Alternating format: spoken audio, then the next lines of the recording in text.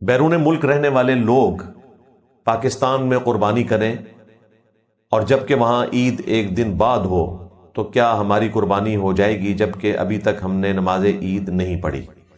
میرے بھائی، اس سوال کا جواب بڑا آسان ہے کہ یہ سوال اگر آج سے 100 سال پہلے کسی عالم دین کے ٹیبل پہ رکھا جائے اور اس سے پوچھا جائے تو وہ اس کے جواب میں یہی کہے گا کہ بھائی ہمیں کیا پتا کہ یو کے اور امریکہ میں کس وقت عید ہونی ہے، وہاں چاند کس اعتبار سے چل رہا ہے، ہم تو اپنے علاقے میں جو قربانی کا وقت ہے، نماز عید کا وقت ہے، اس کو فالو کریں گے۔ اگرچہ ان کا کمانے والا یورپ میں ہو، امریکہ میں ہو، اگلے زمانوں میں وہ منی آرڈر کے ذریعے پیسے بھجوا دیتے تھے لوگ، اور اس زمانے میں تو خطوں میں بھی پیسے ڈال کے بھیج دیے جاتے تھے، اور کئی دنوں کے بعد بحری سفر سے ہوتا ہوا خط 14-15 دنوں کے بعد پہنچتا تھا انڈیا، پاکستان، بنگلہ دیش میں، اور یہاں کے رہنے والے لوگ اس نصیحت کے مطابق کوئی جانور خریدتے ہیں۔ اب ان کی بلا سے کہ جس شخص نے پیسے بھیجے ہیں اس شخص نے عید پڑھی ہے نہیں پڑھی، کب پڑھنی ہے، کب چاند نکلے گا، اس سے تو کوئی لینا دینا نہیں۔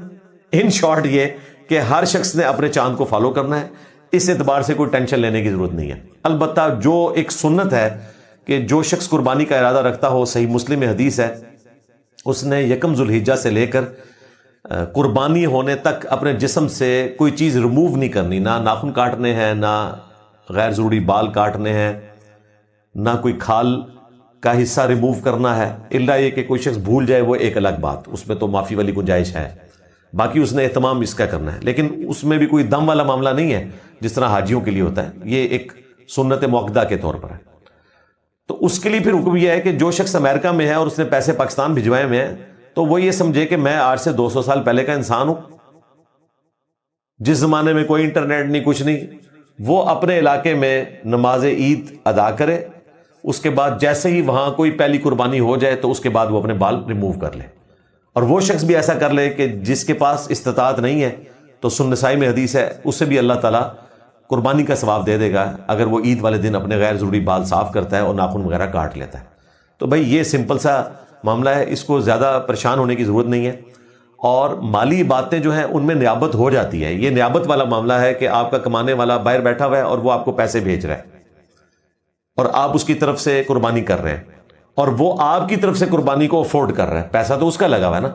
تو اس طرح کے جو نیابت کے معاملات ہوتے ہیں مالی عبادت کے لیے، وہ ہو جاتے ہیں۔ اسی لیے آپ دیکھیں کہ حج بدل بھی ہو جاتا ہے، عمرہ بدل بھی ہو جاتا ہے، زکوٰۃ میں بھی نیابت ہو جاتی ہے، شوہر جو ہے وہ اپنے بیوی کے زیورات کی زکوٰۃ ادا کر رہا ہوتا ہے، اس کی طرف سے ادا ہو جاتی ہے۔ اس کی اصل وہ حدیث ہے جو بخاری مسلم دونوں میں آئی، نبی الاسلام نے زکوٰۃ کی کلیکشن کے لیے صحابہ کرام کو بھیجا، جب وہ حضرت عباس بن عبد المطلب کے پاس گئے تو انہوں نے زکوٰۃ دینے سے انکار کیا اپنی فائنینشیل پوزیشن کی وجہ سے۔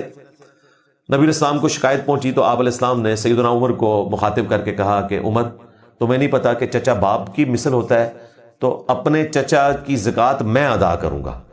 حالانکہ زکوٰۃ ایک فرض عبادت ہے، لیکن چونکہ مالی عبادت ہے اس میں نیابت ہو جاتی ہے، قربانی بھی مالی عبادت ہے، اس میں نیابت ہو جاتی ہے۔ حج بدل، عمرہ بدل، یہ جسمانی پلس مالی باتیں ہیں، لیکن ان میں بھی نیابت ہو جاتی ہے، کوئی کسی کی طرف سے ادا کر سکتا ہے اگر کوئی مجبوری ہے۔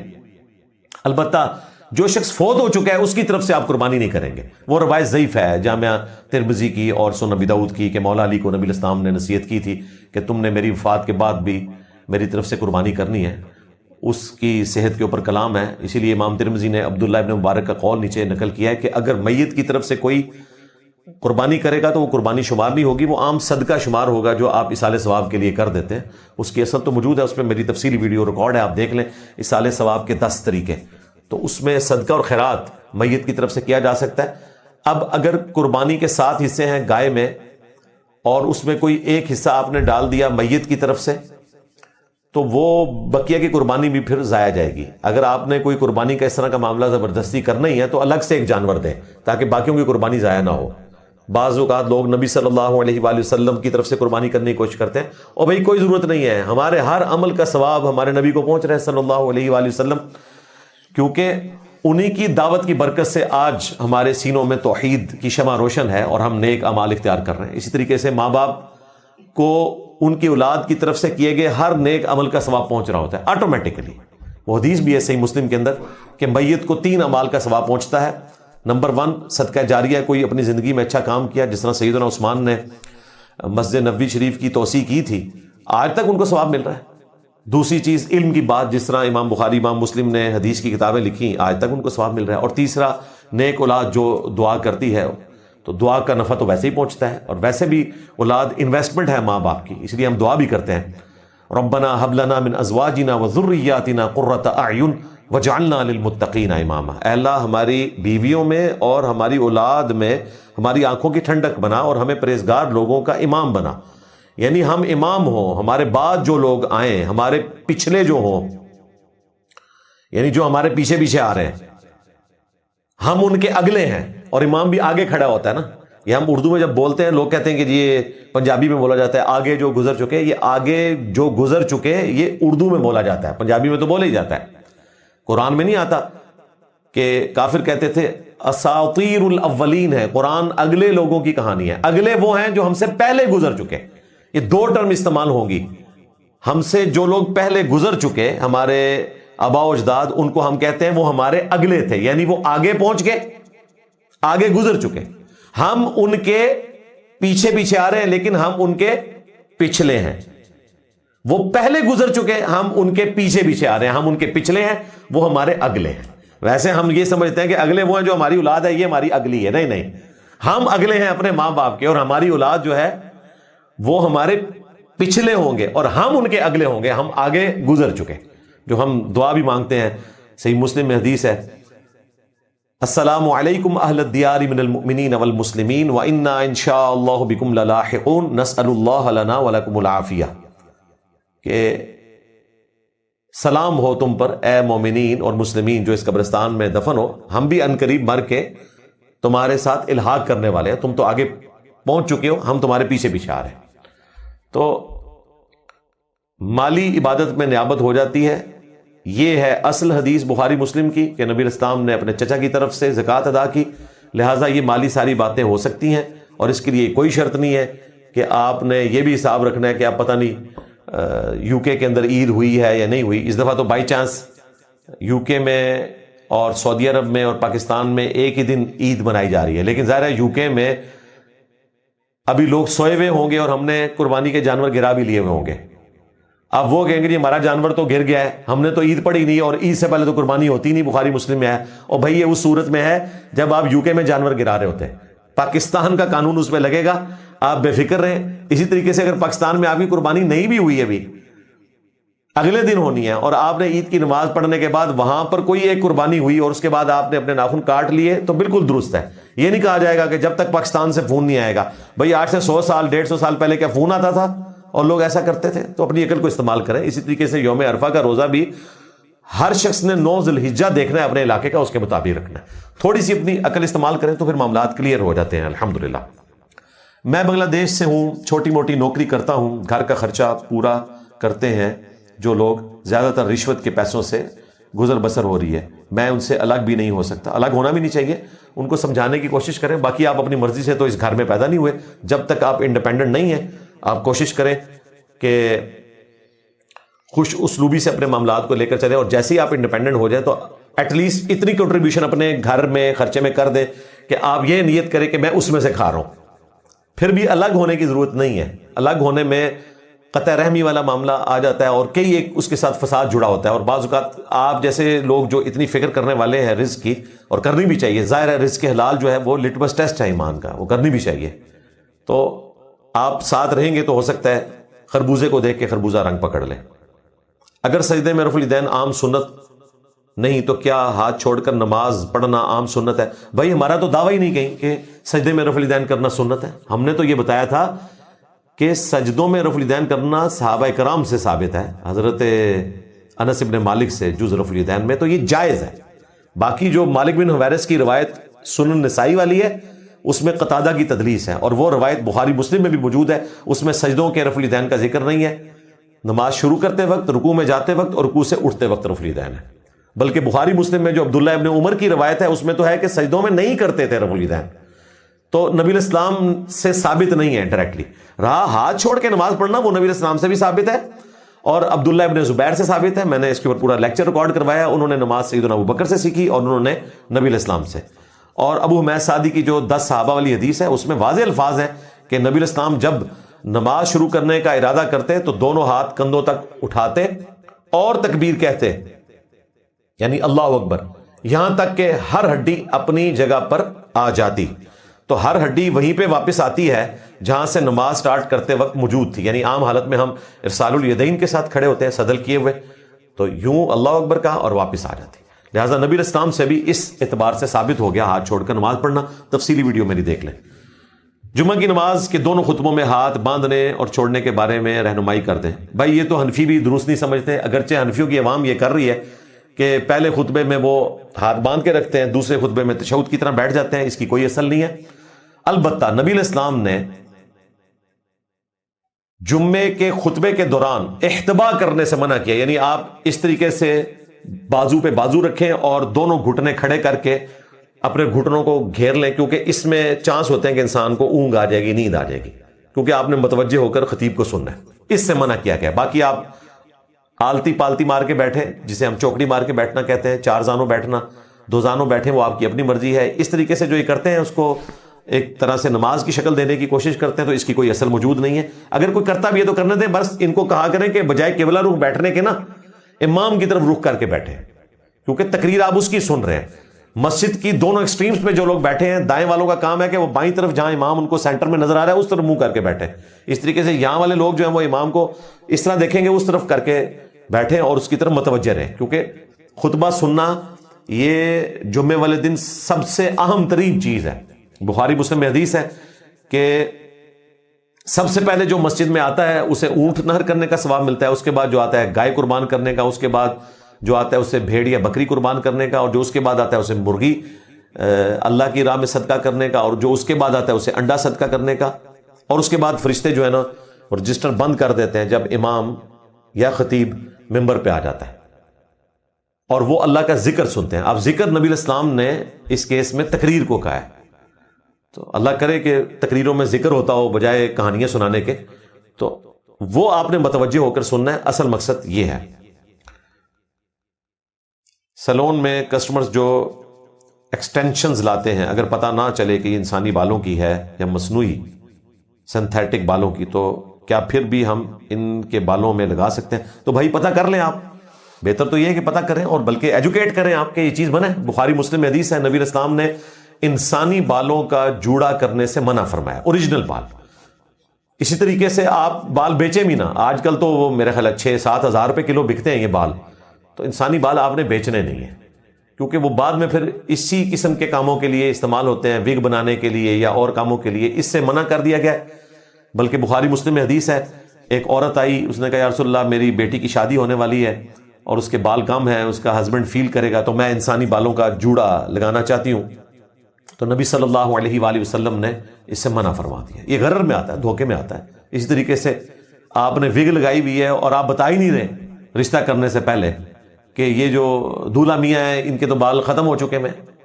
تو اگر آپ اس طرح کا کوئی کام کریں گے اور بعد میں جب وہ چیز کھلے گی تو اس کے بعد تو پھر طلاق تک بھی نوبت آ جاتی ہے. تو یہ والا کام نہ کریں. انسانی بالوں کا جوڑا لگانا منع ہے. بلکہ صحیح مسلم حدیث ہے، حضرت معاویہ رضی اللہ تعالیٰ عنہ جب اپنے دور ملوکیت میں مدینہ شریف تشریف لائے تو انہوں نے باقاعدہ مسجد نبوی میں ایک خطبہ دیا. اتنی لمبی انہوں نے چٹیا اپنے ہاتھوں میں انسانی بالوں کی پکڑی ہوئی تھی، اور انہوں نے کہا تمہارے علماء کدھر چلے گئے ہیں؟ کیا انہیں نہیں پتا کہ نبی صلی اللہ علیہ وآلہ وسلم نے انسانی بالوں کا اس طریقے سے جوڑا بنانے سے، چٹیا بنانے سے منع کیا ہے؟ یعنی کسی انسان کے بال دوسرے انسان کے سر میں لگائے جائیں. تو انہوں نے بڑا ڈانٹا. اور ظاہر علماء سے مراد وہ صحابہ اور تابعین کو کہہ رہے تھے کہ نبی الاسلام کی صحبت میں تم لوگ رہے ہو، صحابہ اکرام اور تابعین کو یہ بات بھی تم کنوے نہیں کر سکے کہ نبی الاسلام نے اس چیز سے منع کیا. ہاں، اپنے بالوں کو اگر آپ نے ٹرانسپلانٹ کروانا ہے، جس طرح کہ ہمارے محبوب مولانا طارق جمیل صاحب حفظہ اللہ نے کروایا تھا، اس وقت میری تفصیلی ویڈیو آئی تھی، تو وہ بالکل درست ہے. اپنے بال ٹرانسپلانٹ بھی کروا سکتے ہیں آپ. اس طریقے سے آپ نے کوئی مصنوعی بالوں کی وگ لگانی ہے وہ بھی لگائیں، لیکن انسانی بال نہ ہو، سنتھیٹک. رہا یہ معاملہ جو سیلون کا کام کرتے ہیں، تو یہ اسی صورت میں ہوگا ظاہر ہے جب لوگوں کو ایجوکیشن ہوگی. اب مجھے بتائیں اس کام میں تو لوگ شیپ بنوانے کے لیے بھی آ جاتے ہیں, تو ظاہر ہے شیپ تو نہیں پھر بنانی ہے آپ نے, نیکی کے کاموں میں آپ نے ساتھ دینا ہے, برائی میں نہیں دینا, قرآن میں واضح فتویٰ ہے. تو یہ بھی لوگوں کو ایجوکیٹ کر دیا کریں. ہم جس اسکول میں تعلیم حاصل کرتے ہیں وہاں اکثر ٹیچرز کا رویہ اچھا نہیں, وہ اکثر گالی گلوچ کرتے ہیں. پتہ نہیں شاید یہ کسی گاؤں ایریا میں ہوں گے, اب تو گالی گلوچ کیا اف تک بھی نہیں کہتے ٹیچرز اپنے اسٹوڈنٹس کے سامنے, بلکہ یہ غلو کے درجے تک بات جا چکی ہے. اس کی وجہ سے اسکولوں میں بچے جو ہیں وہ ایک طرح سے بدتمیزی کا رویہ بھی اختیار کرنا شروع ہو گئے اپنے ٹیچرز کے معاملے میں. تو اگر گالی گلوچ والا معاملہ ہے تو ظاہر ہے اپنے ماں باپ کو انوالو کریں, وہ پرنسپل کو جا کے ملیں اور شکایت لگائیں کہ یہ حرکت نہیں ہونی چاہیے. بالکل اس طرح تو مینٹل ماڈل ہی بچوں کے بدل جائیں گے, بالکل یہ غلط ہے. لیکن آپ نے خود سے قانون ہاتھ میں نہیں لینا کہ آپ بدتمیزی کریں, جا کے پرنسپل کو شکایت لگائیں, ورنہ وہ ٹیچر پھر آپ سے بدلہ لے گا. تو اس کو طریقے سے ہینڈل کرنا ہے, ماں باپ کا کام ہے کہ وہ ہینڈل کریں. میرا بیٹا فوت ہو گیا ہے, میں اس کے صالح ثواب کے لیے مسجد میں پنکھا لگوا سکتا ہوں؟ جی لگوائیں, ضرور لگوائیں, یہ صدقہ جاریہ ہوگا, اس کا ثواب اس کو ملے گا. صحیح بخاری میں حدیث ہے, حضرت سعد ابن عبادہ کہتے ہیں کہ میں سفر پہ تھا اور پیچھے سے میری والدہ کا انتقال ہو گیا.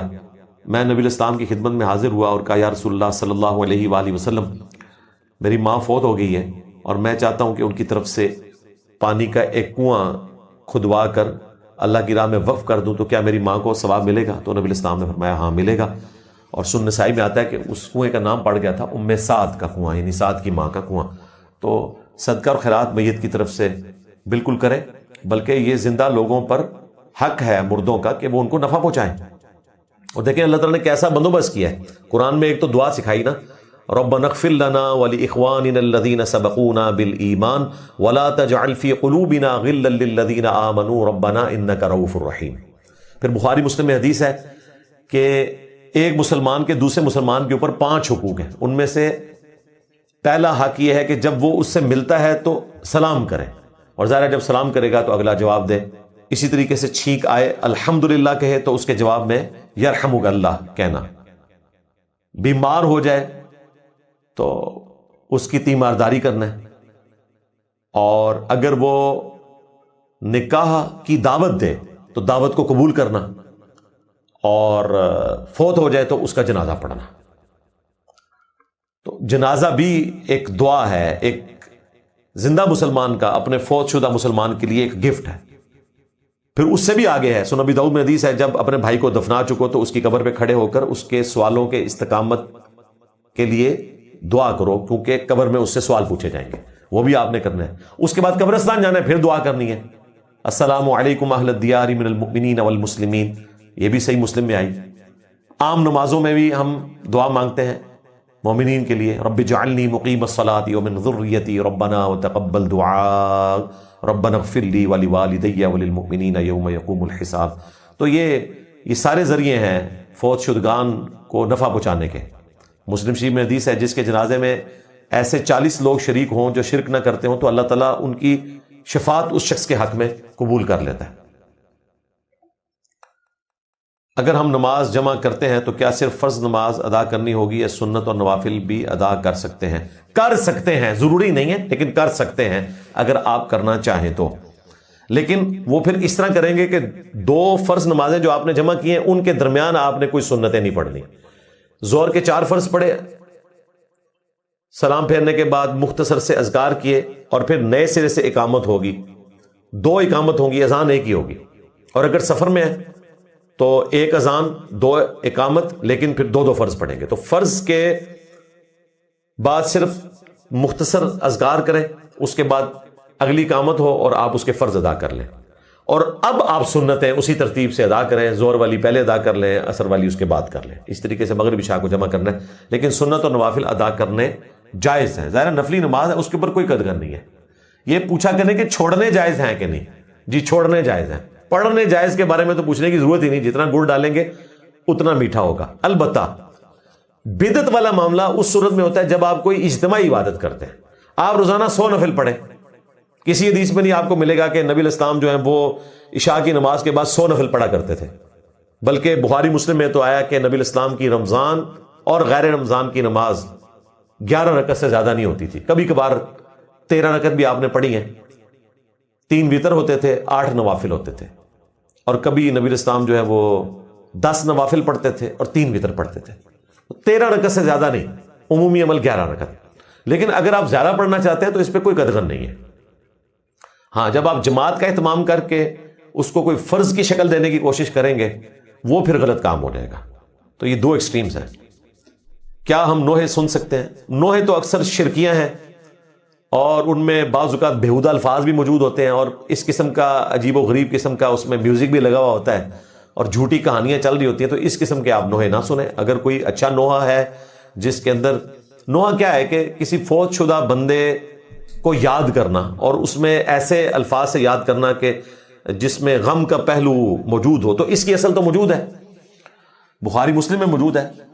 سیدنا علی نے نوحہ کیا ہے سیدنا عمر کی میت کے اوپر، یعنی میں آج کی لینگویج میں بات کر رہا ہوں، یہ نہ ہو کہ آپ کہیں کہ بخاری مسلم میں نوحے کا لفظ دکھائیں، میں نے وہ ٹرم استعمال کیا ہے جس کے لیے ہم نوحے کا ورڈ استعمال کرتے ہیں۔ وہ تو نماز کا لفظ بھی کوئی نہیں موجود بخاری مسلم میں، صلاح ملے گا، لیکن ظاہر ہے آج کی ٹرم میں ہم نماز کہتے ہیں الصلاح کے لیے۔ وہ بخاری مسلم دونوں میں آتا ہے کہ عبداللہ ابن عباس کہتے ہیں کہ سیدنا عمر کی میت رکھی ہوئی تھی، اتنے میں ایک شخص میرے پیچھے آ کر کھڑا ہوا، اس حال میں کہ میت کے قریب لوگ بیٹھے ہوئے سیدنا عمر کے حق میں اچھے کلمات کہہ رہے تھے کہ ان کی وجہ سے اللہ تعالیٰ نے اسلام کو اتنی عزت دی، انہوں نے اتنی دین کے لیے قربانیاں کی۔ اور اسی دوران ایک شخص میری پیٹھ کے پیچھے آ کر کھڑا ہوا اور اس نے اپنی کونی میرے کندھے پر رکھی یوں سہارا لینے کے لیے، اور پھر اس نے سیدنا عمر کی میت کو مخاطب کر کے کہا کہ تم ایسے شخص تھے کہ تمہارے اعمال پر مجھے رشک تھا، میری بھی خواہش تھی کہ میں تمہارے اعمال کے ساتھ اللہ کے حضور پیش ہوں، اللہ تعالیٰ تم پر رحم فرمائے۔ مجھے اللہ سے امید تھی کہ تم اپنے 2 ساتھیوں کے ساتھ جا ملو گے، کیونکہ میں نے اکثر نبی علیہ السلام سے سنا تھا، میں ابو بکر اور عمر داخل ہوئے، میں ابو بکر اور عمر نکلے، میں ابو بکر اور عمر فلاں جگہ گئے، مجھے امید تھی کہ تم اپنے 2 ساتھیوں یعنی کہ رسول اللہ صلی اللہ علیہ وآلہ وسلم اور سیدنا ابو بکر کے ساتھ جا ملو گے۔ تو عبداللہ ابن عباس کہتے ہیں میں نے یوں مڑ کر دیکھا کہ یہ شخص کون ہے جو سیدنا عمر کے لیے تعریفی کلمات بول رہا ہے، تو وہ سیدنا علی ابن ابی طالب تھے۔ تو میت کے اوپر اس کی تحسین کرنا، اچھے الفاظ اس کے لیے کہنا، یہ سیدنا علی کی سنت ہے۔ تو اس قسم کی اگر کوئی چیزیں ہیں تو وہ سنیں، باقی یہ جو آج کل چل رہی ہیں تو سب پروفیشنل لوگ ہیں بھائی، ان کا کیا لینا دینا، اہل البیت کے نام کے اوپر کھا رہے ہیں، سنی ہو شیعہ ہو۔ کیا رکوع میں رکعت مل جاتی ہے؟ جی، سوائے امام بخاری کے پوری امت کے علماء کا جدید قدیم اتفاق ہے کہ رکوع میں رکعت مل جاتی ہے، سوائے چند ایک اہل حدیث۔ اہل حدیث میں بھی 2 گروپ ہیں۔ میرا پہلے موقف تھا کہ رکوع میں رکعت نہیں ملتی، لیکن جو اس کے ملنے کے قائل تھے میں ان کی نماز کو بھی درست سمجھتا تھا، لیکن میں نے پھر اپنا رجوع ریکارڈ کروایا کہ رکوع میں رکعت مل جاتی ہے۔ جان بوجھ کے ایسا نہ کیا جائے، لیکن امت کا اتفاق ہے۔ اور اس حوالے سے سیدنا عبداللہ ابن مسعود رضی اللہ تعالیٰ عنہ کا قول بھی موجود ہے، اور ہمارے استاد شیخ زبیر صاحب اگرچہ قائل نہیں تھے لیکن انہوں نے ایمانداری سے ان کا قول بھی نقل کر دیا، مسند احمد سے، سنن الکبریٰ البیہقی سے، کہ رکوع میں رکعت مل جاتی ہے۔ باقی جو روایت نبی الاسلام کے حوالے سے ہے وہ کمزور ہے کہ جس نے رکوع پا لیا اس نے رکعت پا لی، الموطا امام مالک میں، سنن ابی داؤد میں، باقی جگہوں پر وہ روایت کمزور ہے، لیکن سنی ہو شیعہ ہو اس چیز کے قائل ہیں کہ رکوع میں رکعت مل جاتی ہے۔ ذوالحجہ کے پہلے 9 دن کا روزہ رکھنا چاہیے یا صرف یوم عرفہ کا؟ جی رکھیں، آپ 9 کا بھی روزہ رکھیں اور پہلے 8 دنوں کا بھی اگر رکھنا چاہتے ہیں ضرور رکھیں۔ اس کی اصل وہ حدیث ہے صحیح بخاری کی 969 نمبر حدیث کہ نبی الاسلام نے فرمایا کہ ان 10 دنوں میں کیے ہوئے اعمال کو بقیہ کے دنوں کا کوئی عمل نہیں پہنچ سکتا، جو ثواب ان 10 دنوں میں اللہ تعالیٰ عطا فرماتے ہیں۔ صحابہ کرام نے پوچھا کہ کیا اللہ کی راہ میں جہاد کرنے والا شخص بھی ان 10 دنوں میں نیک اعمال کرنے والے کے برابر نہیں ہو سکتا؟ تو آپ نے فرمایا وہ بھی نہیں ہو سکتا، سوائے ایک ایسے مجاہد کے کہ جو اللہ کی راہ میں اپنی جان اور مال کے ساتھ شریک ہو اور واپسی پہ نہ اس کا مال واپس آئے نہ اس کی جان واپس آئے، یعنی وہ شہید ہو جائے۔ تو شہید جو ہے وہ ایسے بندے سے بڑھ سکتا ہے، باقی جہاد کرنے والا بھی ان 10 دنوں میں نیکیاں کرنے والے شخص سے آگے نہیں بڑھ سکتا. تو اس میں ظاہر ہے آپ تکبیرات بھی پڑھیں. میری جو یہ اسپیشل ویڈیو ریکارڈ ہوئی ہے وہ اسی کے اوپر ہوئی ہے، تکبیرات بلند کرنا. المصنف ابن ابی شیبہ میں موجود ہے کہ مولا علی 9 ذوالحجہ کی فجر سے لے کر 13 ذوالحجہ کی عصر کی نماز کے بعد تک، ہر فرض نماز کے بعد تکبیرات بلند کرتے تھے. اللہ اکبر، اللہ اکبر، لا الہ الا اللہ، اللہ اکبر، اللہ اکبر وللہ الحمد. یہ بھی پڑھ سکتے ہیں اللہ اکبر کبیرا والحمد للہ کثیرا وسبحان اللہ بکرۃ واصیلا، یہ بھی پڑھ سکتے ہیں. تو وہ آپ پڑھیں اور روزے بھی رکھیں. باقی ایسا حاجی جو حج تمتع کر رہا ہے یا حج قران کر رہا ہے، تو قرآن میں آیا کہ اس نے ایک جانور بھی قربان کرنا ہے. تو ساتھ یہ بھی ذکر ہوا کہ اگر وہ قربانی نہیں دے سکتا، یعنی اس کے پاس اتنی رقم نہیں ہے، استطاعت نہیں ہے، تو پھر وہ 10 روزے رکھے گا. سورۃ البقرہ میں آیا، اس میں سے 3 روزے وہ حج کے ایام میں رکھے گا اور 7 گھر واپس آ کر. اب وہ جو 3 روزے اس نے رکھنے ہیں حج کے ایام کے اندر، تو بخاری مسلم میں حدیث موجود ہے، نبی الاسلام نے ایسے شخص کو اجازت دی ہے کہ وہ ایام تشریق کے روزے بھی رکھ سکتا ہے. ویسے بخاری مسلم میں حدیث ہے کہ ایام تشریق کے روزے رکھنے سے نبی الاسلام نے منع کیا ہے. 10، 11، 12، 13 4 دن. تشریق کہتے ہیں دھوپ میں گوشت کو خشک کرنا. تو ان دنوں میں لوگ، اس زمانے میں فریزر نہیں ہوتے تھے، تو سٹور کرنے کے لیے خشک کیا کرتے تھے تاکہ اس کا پانی ختم ہو جائے، پھر آپ سٹوریج کریں، بھلے اس کو آپ 5 مہینے بعد پکائیں، وہ تازے کا تازہ ہی ہے. لیکن بخاری مسلم میں آیا نبی الاسلام نے ایسا شخص جس کے پاس قربانی کا جانور نہیں، وہ خرید نہیں سکتا، تو قرآن میں آیا کہ وہ 3 روزے رکھے گا حج کے دنوں میں اور 7 گھر واپس آ کے. تو اس کو اجازت دے دی ہے کہ وہ روزہ رکھ سکتا ہے. وہ 10 کا بھی روزہ رکھ لے، 11 کا بھی رکھ لے، 12 کا بھی رکھ لے، 13 کا بھی، ان میں سے کسی دن رکھ سکتا ہے. ویسے تو آپ 10 کا روزہ نہیں رکھتے، 11 کا بھی رکھنا کوئی ثابت نہیں، بلکہ منع کیا گیا بخاری مسلم میں کہ یہ کھانے پینے کے دن ہے. لیکن حاجیوں کا معاملہ ڈیفرنٹ ہے، اور حاجیوں میں دیکھیں عید کی نماز بھی نہیں ہے. اس لیے آپ دیکھتے ہیں کہ عید کی نماز پہ آپ کو کوئی حاجی وہاں نظر نہیں آئے گا. عام لوگ آ کے عید کی نماز پڑھ رہے ہوتے ہیں، کیونکہ حاجیوں کا بڑا مصروف دن ہوتا ہے عید والا دن، کیونکہ انہوں نے کتنی ایکٹیویٹیز پرفارم کرنی ہوتی ہے. انہوں نے ایک تو صبح سویرے جو ہے وہ مزدلفہ سے نکل کے آنا ہے منا کے اندر، جو رات کو انہوں نے کنکریاں سنبھالی ہوئی تھیں، انہوں نے آ کے بڑے جمرے کو اس کنکریاں مارنی ہے، اور وہ اتنا خوفناک منظر ہوتا ہے کیونکہ وہاں بھگدڑ بھی بچتی تھی. اب تو نہیں، اب تو انہوں نے ملٹی سٹوری راستے بنا دیا، وہ والا ایشو نہیں رہا. اس کے بعد پھر اس نے قربانی کرنی ہے منا میں. وہ بھی آج کل آسان ہو گیا، ٹیلی فون کرتے ہیں، آپ کا جانور قربان ہو جاتا ہے. ہمارے ایک آفس کے کولیگ تھے، ان کو شوق چلا کہ میں نے اپنا جانور خود قربان کرنا ہے. وہ بیچارہ پھر 2 دن منا میں ہی رہا. ٹھیک ہے، اتنا مشکل پھر آج ہو جائے گا ظاہر ہے. اس کے بعد پھر آپ نے قربانی کے بعد سر کے بال مڑوانے. ہم 2007 میں گئے تھے، میں اور میری وائف، حج کرنے کے لیے. تو پہلے سے ہی طے تھا کہ ہم نے پورے گروپ نے ایک بندہ ہائر کیا تھا، اس نے وہ بھیڑیں خریدی ہوئی تھی. اس نے کہا تھا آپ نے مجھے فون کرنا ہے. فون کیا، اس نے کہا ہاں جی آپ کی پھر ہم قربانی کر دیتے ہیں، آپ نے 10 منٹ بعد دوبارہ کال کرنی ہے. 10 منٹ بعد دوبارہ کال کی، اس نے کنفرم کر دیا. اس کے بعد پھر ہم نے اپنا وہ حلق والا معاملہ میں نے کروایا، وائف نے اپنی چٹیا کاٹ لی. اور اس کے بعد پھر آپ نے غسل کرنا ہوتا ہے، اور غسل کرنے کے بعد عام کپڑوں میں آ کے آپ نے طواف کعبہ کرنا ہوتا ہے، جسے طواف زیارت کہتے ہیں. تو صبح کے وقت تو آپ منا میں مصروف ہوتے ہیں. حاجیوں نے تو عید کی نماز بھی نہیں پڑھنی ہوتی، تو حاجیوں کے معاملات ذرا ڈیفرنٹ ہو جاتے ہیں. کیا ایک جنتی جنت میں جا کر کسی جہنمی سے ملنے کی خواہش کر سکتا ہے، اور کیا اس خواہش کو پورا کیا جائے گا؟ اللہ اکبر جی، آپ کو جہنمیوں سے ملنے کی خواہش ہے؟ ہم تو کہتے ہیں کہ دنیا میں بھی کسی جہنمی کی شکل نظر نہ آئے، آپ آخرت میں جا کے خواہش کریں گے. تو اشارتاً تو قرآن پاک میں اس کا ذکر موجود ہے، لیکن وہ عبرت کے پوائنٹ آف ویو سے ہے کہ جنتی کہیں گے آپس میں گفتگو کرتے وقت کہ ایک اسی طریقے سے ہمارا ایک محلے دار تھا یا ہمارا ایک پڑوسی تھا جو ہمیں ورگلایا کرتا تھا، وہ کدھر ہے؟ تو پتہ چلے گا کہ وہ تو جہنم میں ہے. تو پھر وہ شخص کہے گا کہ شکر ہے کہ میں نے اس کی بات نہیں مانی، ورنہ میں بھی ذلیل و خوار ہو کے جہنم میں پہنچا ہوتا. تو اس طرح کی چیز ملتی ہے. تو چونکہ جنت میں ہر وہ چیز ہے جو آپ چاہیں گے سوائے ایک خواہش کے کہ دنیا میں آپ واپس نہیں آ سکتے. باقی جنت کے اندر اندر ہر خواہش آپ کی پوری کی جائے گی. تو اس میں یہ والی خواہش بھی ہو جائے گی.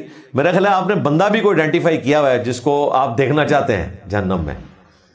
میری بڑی خواہش ہے کہ جن بابوں نے ہمارے آباء و اجداد کو شرک کے راستے پہ چلایا، نبی الاسلام کی مخالفت کے اوپر چلایا اور دین کے نام کے اوپر انہوں نے چندے بٹورے، ان کی جہنم میں جو چیخیں ہوں وہ ہم سنیں۔ یہ تو قرآن میں بھی ہے کہ دنیا میں کافر مسلمانوں کا ٹھٹا کرتے تھے اور قیامت والے دن مسلمان ان کی ہنسی اڑا رہے ہوں گے، کیونکہ ظاہر ہے کہ ان کو بدلہ ملے گا نا۔ دیکھیں عمار ابن یاسر کو تو اسی وقت ٹھنڈ پڑنی ہے جب وہ ابو جہل کو جہنم میں جلتا ہوا دیکھیں گے، کیونکہ انہوں نے اپنی زندگی میں وہ منظر دیکھا ہے جو شاید ہی کسی نے اپنی زندگی میں دیکھا ہو، کہ ان کی آنکھوں کے سامنے ایک ہی دن میں ان کے ماں باپ کو بے دردی سے قتل کیا گیا، اور وہ اسلام کے پہلے شہداء کہلائے، سیدنا یاسر اور سیدہ سمیہ علیہم السلام۔ اور دیکھیں ابو جہل نے کتنی بے دردی سے ان کے جسم کے ٹکڑے کیے ہیں، اور بیٹے کو سامنے باندھا ہوا ہے اور یہ منظر دیکھ رہے ہیں، تو ان کو تو اسی دن ٹھنڈ پڑنی ہے کلیجے میں جب وہ ابو جہل کو بھی اسی طریقے سے جہنم میں عذاب میں مبتلا دیکھیں گے۔ تو آپ کی خواہش پوری کر دی جائے گی، کاش آپ لکھ دیتے کہ آپ کس کو دیکھنا چاہتے ہیں جہنم میں۔ اگر اللہ پہلے سے جانتا بھی ہے، لکھ بھی چکا ہے، اور اس کی مشیت کے بغیر کچھ ہوتا نہیں، تو پھر انسان اپنے گناہوں کا مکمل ذمہ دار کیسے ہے؟ جی یہ سوال ہر پبلک سیشن میں آتا ہے، اس لیے میں نے مسئلہ تقدیر کے اوپر تفصیلاً ویڈیوز ریکارڈ کروا دی۔ آپ تقدیر لکھیں تو میری ویڈیو کھل جائے گی۔ میرے بھائی آپ ہر کام اپنی مرضی سے کر رہے ہوتے ہیں، سوائے وہ معاملات جو آپ کی تقدیر سے جڑے ہوئے ہیں، اور اس کی آپ نے کبھی ٹینشن بھی نہیں لی۔ وہ میں بتا دیتا ہوں آپ کو کیا ہے، یعنی آپ اپنے ماں باپ چوز نہیں کر سکتے، اس کے بارے میں کوئی سوال نہیں لکھ کے بھیجتا کہ میں پاکستان میں فلاں گھر میں کیوں پیدا ہوا، کیونکہ آپ کو پتہ ہے یہ ڈیسٹنی ہے۔ لیکن جو آپ اپنے اعمال کر رہے ہیں، ماں باپ کے ساتھ اس نے سلوک کرنا، رشتہ داروں کے ساتھ اس نے سلوک کرنا، یہ آپ اپنی مرضی سے کر رہے ہیں۔ کھانا پینا، ٹوائلٹ جانا، رات کو سونا، نماز پڑھنا، یا اذان کی آواز سن کے اگنور کر دینا اور نہ بستر چھوڑنا، یہ سب کچھ آپ اپنی مرضی سے کر رہے ہیں۔ رہا اللہ کا معاملہ تو وہ اللہ کا علم ہے، اور ہمیں پتہ بھی نہیں کہ اللہ نے ہمارے لیے تقدیر میں کیا لکھ رکھا ہے۔ اگر تو آپ کو پتہ چل گیا ہے پھر تو آپ بے فکر ہو جائیں کہ آپ کے لیے جنت لکھی ہوئی ہے، اور اگر جہنم لکھی ہوئی ہے تو بھی بے فکر ہو جائیں کہ آپ نے جہنم میں ہی جانا ہے۔ جب آپ کو پتہ ہی نہیں ہے تو آپ خود سے کنکلوڈ کیوں کر بیٹھے؟ بخاری مسلم میں حدیث ہے، ایک صحابی نے بھی اسی قسم کا سوال کیا تھا نبی الاسلام سے کہ جب ہماری قسمت میں لکھ دیا گیا ہوا ہے تو ہم اپنے لکھے ہوئے کے اوپر اکتفا نہ کر لیں؟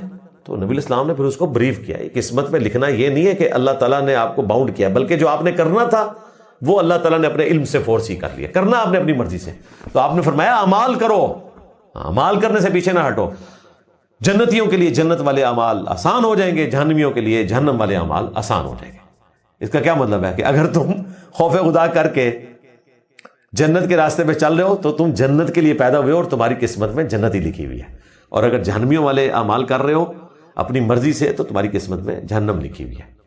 وہ جو تقدیر کا غلبے والی بات ہے جو بخاری مسلم میں ہے کہ پوری زندگی نیک اعمال کرتا ہے حتیٰ کہ جنت سے ایک بالش رہ جاتا ہے پھر تقدیر غالب آتی ہے، وہ لوگ ہیں جو ریاکاری کے طور پہ، منافقت کے طور پہ ایسا کرتے ہیں، ورنہ اس طرح کا کوئی معاملہ ہونے والا نہیں، ٹینشن لینے کی ضرورت نہیں ہے۔ مسئلہ تقدیر کے اوپر میں نے تفصیلاً ویڈیوز ریکارڈ کروائی ہیں۔ مجھے خدا کے بارے میں وسوسے آتے ہیں، ان سے کیسے نجات پائیں؟ لا حول ولا قوت الا باللہ، یہ وظیفہ ہے، اعوذ باللہ من الشیطان الرجیم۔ اور اصل چیز یہ ہے کہ آپ نے اس کی طرف توجہ نہیں دینی، یہ وسوسے آنے سے کوئی فرق نہیں پڑتا ایمان پہ جب تک کہ آپ اس کے مطابق عمل نہ کریں۔ بخاری مسلم میں حدیث ہے اللہ تعالیٰ نے میری امت سے دل کے گناہ معاف کر دیے جب تک کہ اپنی زبان سے اس کا اظہار نہ کریں یا اس کے مطابق عمل نہ کر لیں۔ صحیح مسلم میں حدیث ہے، ایک صحابی نے کہا یا رسول اللہ صلی اللہ علیہ وآلہ وسلم، بعض اوقات ایسے خیالات آتے ہیں کہ ہم کوئلہ بن جانا تو گوارا کریں گے جل کر، لیکن اپنی زبان پر وہ الفاظ نہیں لائیں گے جو ہمارے دل میں آتے ہیں اس طرح کے خیالات۔ تو نبی اسلام نے فرمایا یہ عین ایمان ہے، یعنی تمہیں یہ ٹینشن ہے کہ تم نے اس پہ عمل نہیں کرنا، تو عین ایمان ہے، یہ تو ہوگا، ایک نیچرل چیز ہے۔ تو اس کو کوئی اس اعتبار سے ٹینشن کے طور پر سوار نہ کریں، جب آپ اس کو توجہ دینا چھوڑ دیں گے کچھ عرصے بعد خود بخود ایڈریس ہو جائیں گے۔ باقی ایگزسٹنس آف گاڈ پہ کوئی خیال آنا تو یہ کوئی بری بات نہیں ہے، اس کے بعد انسان خدا کے اوپر کامل یقین کرتا ہے۔ اس کے لیے آپ میری ویڈیو دیکھیں، where ڈڈ God come from, who created God, خدا کو کس نے پیدا کیا، وہ چیزیں دیکھیں، دیٹس آل، ختم۔ میں حج پر ہوں اور یہاں مکہ میں 15 دن سے زیادہ ہو چکے ہیں۔ میں نے اپنے مرحوم والد کے نام کہ عمرہ کی نیت کی تھی، صرف نیت کی تھی نا، ابھی احرام وغیرہ تو نہیں باندھا تھا نا، جیسے ارادہ ہوتا ہے وہ ہر بندے کا ارادہ ہوتا ہے، میں نے مرنے سے پہلے ایک مسجد بنانی ہے، بنائے یا نہ بنائے وہ علیحدہ بات ہے، لیکن آج راستے بند ہو گئے ہیں اور میں اب جا نہیں سکتی، برائے مہربانی مجھے گائیڈ کریں۔ اس سے تو لگ رہا ہے انہوں نے کوئی احرام وغیرہ نہیں باندھا ہوا تھا، کوئی مسئلہ نہیں، احرام باندھا لکھا ہی نہیں اس میں، اچھا احرام باندھا ہوا ہے، احرام باندھ لیا ہے تو ٹھیک ہے۔ اب چونکہ مجبوراً معاملہ ہو گیا تو ٹھیک ہے، احرام کھول دیں اور بعد میں آپ نے جب آپ کو موقع ملے آپ کر لیں، کوئی دم وغیرہ نہیں ہے۔ اس کی اصل وہ حدیث ہے صحیح بخاری کی، عبداللہ ابن زبیر کے زمانے میں آپ کو پتا ہے کہ یزید نے چڑھائی کر دی تھی، تو عبداللہ ابن عمر جو ہے وہ بھی اس سال حج کا ارادہ رکھتے تھے، تو لوگوں نے پوچھا کہ اگر حج اس دفعہ نہ ہو سکا، فوجوں نے گھیرا ہوا مکہ شریف کو، تو آپ کیا کریں گے؟ تو عبداللہ ابن عمر نے کہا کہ میں وہی کروں گا جو نبی اسلام کے زمانے میں ہم نے کیا تھا، اور وہ پھر انہوں نے حدیث بیان کی بخاری کی، یعنی یہ بخاری شریف کی حدیث انہوں نے بخاری کہہ کے نہیں بیان کی، یہ نہ ہو کہ اس کا کوئی کلپ کاٹ لے، یعنی یہ حدیث کا پس منظر اسی حدیث میں آیا ہوا ہے۔ پھر انہوں نے وہ حدیث بیان کی جو میں نے بیان کرنے کے لیے یہ حصہ اس کے ساتھ جوڑا، تاکہ آپ کو پتہ چلے کہ صحابہ کرام کس طریقے سے پرانے واقعات کو جوڑ کے کوئی رزلٹ نکالا کرتے تھے۔ پھر انہوں نے کہا کہ نبی اسلام کے ساتھ بھی تھے ہم صلح حدیبیہ کے موقع پر، وہاں سے تو عمرے کے ارادے سے نکلے تھے، راستے میں صلح حدیبیہ ہو گئی اور کافروں نے شرط لگائی کہ اس سال تو ہماری عزت بیزتی کا مسئلہ ہے، آپ اس سال نہیں جا سکتے، آپ واپس جائیں۔ تو نبی اسلام نے صحابہ کرام سے کہا کہ ٹھیک ہے، اپنی قربانیاں یہیں پہ قربان کر دو۔ کوئی بھی نہیں اٹھا، 2 بار 3 بار، حتیٰ کہ نبی اسلام اپنے حجرے میں آئے اور سیدہ ام سلمہ ہماری ماں اس سفر میں ان کے ساتھ تھیں، ان سے کہا کہ میں نے ان کو کہا ان میں سے کوئی بھی نہیں اٹھا، تو انہوں نے کہا یا رسول اللہ ان کو ان کے حال پہ چھوڑ دیں۔ ظاہر مسلمانوں کے دل رنجیدہ تھے کہ اس وقت ہم طاقتور ہیں تو ہم کیوں صلح کر رہے ہیں، اور اللہ تعالیٰ نے تو اسے فتح مبین قرار دے دیا، انا فتحنا لک فتحا مبینا، صلح حدیبیہ ہی وجہ بنی فتح مکہ کی بھی۔ تو ان کو ان کے حال پہ چھوڑ دیں، آپ اپنا جانور قربان کریں اسی جگہ پہ جہاں آپ ان کو کہہ رہے ہیں قربان کرنے کا۔ ان کی خواہش یہ تھی کہ شاید کوئی حکم بدل جائے اور ہم وہاں پہ پہنچ جائیں، مکے جا کے قربانی دیں۔ اتنے سال سے مکے کی یاد ستا رہی تھی، اپنا وطن بھی تھا، پھر بیت اللہ شریف سے عقیدت کا معاملہ بھی تھا۔ اگر وہ رابعہ بصریہ والا معاملہ ہوتا تو خود بیت اللہ شریف جو ہے وہ نبی اسلام کا طواف کرنے کے لیے آ جاتا، جس طرح ان بابوں کے لیے آیا کرتا تھا، لیکن نبی اسلام کے لیے نہیں آیا، حضرت ابوبکر عمر عثمان علی کے لیے نہیں آیا، اور رابعہ بصریہ کے لیے بھی کوئی نہیں آیا تھا، فراڈ ہی ہے۔ تو انہوں نے کہا یا رسول اللہ آپ خود کریں۔ نبی اسلام اٹھے، آپ نے اپنا جانور قربان کیا، احرام کھول دیا، تو ایک ایک کر کے پھر سارے اٹھنا شروع ہوئے، سب نے اپنے جانور قربان کر دیے۔ یہ حدیث بیان کی عبداللہ ابن عمر نے، اور کہا کہ ہم بھی ایسے ہی کریں گے، پھر اگر ہمیں جانے سے روک دیا گیا تو ہم راستے میں اپنا جانور قربان کر دیں گے، اپنا احرام کھول دیں گے، پھر جب اگلے سال موقع ملے گا تو دوبارہ چلے جائیں گے۔ تو اگر آپ نے احرام بھی باندھ لیا ہے کوئی مسئلہ نہیں ہے، راستے بند ہو گئے ہیں تو یہ اسی طریقے سے راستے بند ہوئے ہیں جس طرح نبی اسلام کے لیے بند ہوئے تھے، یا بعد میں عبداللہ ابن زبیر کے کیس میں چانسز تھے، ہوا وہاں بھی کوئی نہیں، لیکن عبداللہ ابن عمر نے کہا کہ اگر ایسا ہوا تو ہم پھر راستے میں ہی اپنا احرام کھول دیں گے قربانی کرنے کے بعد، تو کوئی ٹینشن لینے کی نہیں ہے، دوبارہ سے آپ کر لیجئے گا۔ نماز کے بعد کی تسبیح میں سبحان اللہ الحمدللہ کو بتائی ہوئی تعداد سے زیادہ بھی کر سکتے ہیں، 33 مرتبہ لازم ہے، 33 مرتبہ ہی کریں۔ ظاہر نبی اسلام نے ایک تعداد تعلیم فرمائی ہے، لیکن اگر آپ کو وہم لاحق ہو گیا کہ پتہ نہیں میں نے 33 دفعہ پڑھا یا نہیں پڑھا، 2-4 دفعہ فالتو پڑھ لیتے تو کوئی حرج نہیں ہے، کیونکہ یہ نفلی عبادت ہے، اس میں وہ قدغن نہیں لگے گی۔ لیکن جہاں پر اسٹرکٹلی آپ کو بتایا گیا، جس طرح فجر کے 2 فرض ہیں، اگر کوئی 3 پڑھے گا 4 پڑھے گا تو ایک بھی نہیں اس کے ہوں گے، کیونکہ اس نے اس کو بدل دیا۔ تو اس طرح کا وہم بعض اوقات لوگوں کو لاحق ہو جاتا ہے، اسی لیے میں نے کہا نا کہ آپ دونوں ہاتھوں میں پڑھیں، آپ بھولیں گے نہیں۔ جو ایک ہی ہاتھ پہ پڑھتے ہیں نا ان کو مسئلہ ہوتا ہے، 15 پڑھنے کے بعد یاد نہیں رہتا کہ یہ میں اب پہلے والے 15 پڑھ رہا ہوں یا دوسرے والے 15۔ جب آپ دائیں طرف سے شروع کر کے بائیں پہ ختم کریں گے خود بخود معاملہ حل ہو جائے گا۔ اور وہ روایت تو ضعیف ہے اعمش کی تدریس کی وجہ سے، جس میں نبی اسلام نے صرف دائیں ہاتھ پر شمار کرنے کا عمل آپ کا رپورٹ ہوا، وہ روایت تو ضعیف ہے، اور صحیح روایت جو ہے وہ ابو داؤد اور ترمذی میں ہے کہ ہاتھوں پر شمار کرو، یہ انگلیاں تمہارے ذکر کی گواہی دیں گی، ان کو بلوایا جائے گا، تو دونوں ہاتھ کی انگلیاں گواہی دیں گی انشاءاللہ۔ رفع الیدین بھی دونوں ہاتھوں سے ہوتا ہے، ذکر بھی آپ دونوں ہاتھوں پہ کریں۔ کیا اپنا نام خود رکھ سکتے ہیں اگر بچپن والا نام پسند نہ ہو؟ کیوں نہیں پسند؟ یعنی اس نام میں کون سی ایسی چیز ہے جو آپ کو پسند نہیں ہے؟ اگر تو شرکیہ نام ہے، بےہودہ نام ہے، پھر تو ضرور چینج کریں۔ اگر آپ کو کسی اور وجہ سے پسند نہیں آ رہا، کوئی اس کے ساتھ ایسی چیز جڑی ہوئی ہے واقعتاً جو سینسٹیو معاملہ ہے، یعنی خدا نخواستہ کسی بایزید بستامی کے ماننے والے نے آپ کا نام یزید رکھ دیا ہوا ہے، تو پھر بے شک چینج کریں۔ ہم نے تو ایک مسجد کا بھی نام چینج کروا دیا تھا، اس مسجد کا نام انہوں نے رکھا ہوا تھا معاویہ، تو میں نے کہا تھا اس کو آپ چینج کروائیں، کیونکہ معاویہ رضی اللہ تعالیٰ عنہ تک تو آپ بعد میں پہنچیں گے نا، پہلے بتائیں اس علاقے کے اندر ابو بکر، عمر، عثمان و علی کے نام کے اوپر کوئی مسجد بنی ہوئی ہے؟ ان کا نہیں۔ تو میں نے کہا ان کا نمبر تو بہت بعد میں آتا ہے، اور 5ویں نمبر پہ بھی نہیں آتا، وہ ملوکیت والا معاملہ ہے۔ عشرہ مبشرہ ہیں، اصحاب بدر ہیں، اس کے بعد اصحاب احد ہیں، اصحاب خندق ہیں، یہ تو ہزاروں میں پہنچیں گے، تو میرا خیال ہے کہ معاویہ نام کی کوئی مسجد بنے گی ہی نہیں، کیونکہ یہ سارے نام آپ کو آتے ہی نہیں ہوں گے، وہاں تک تو مسجدیں پہنچیں گی نہیں۔ تو پھر انہوں نے مسجد کا نام علی ابن ابی طالب کر دیا۔ تو یہ آپ نام رکھیں، اگر آپ کا کوئی اس قسم کا نام ہے تو ضرور آپ چینج کریں، جی بالکل کریں۔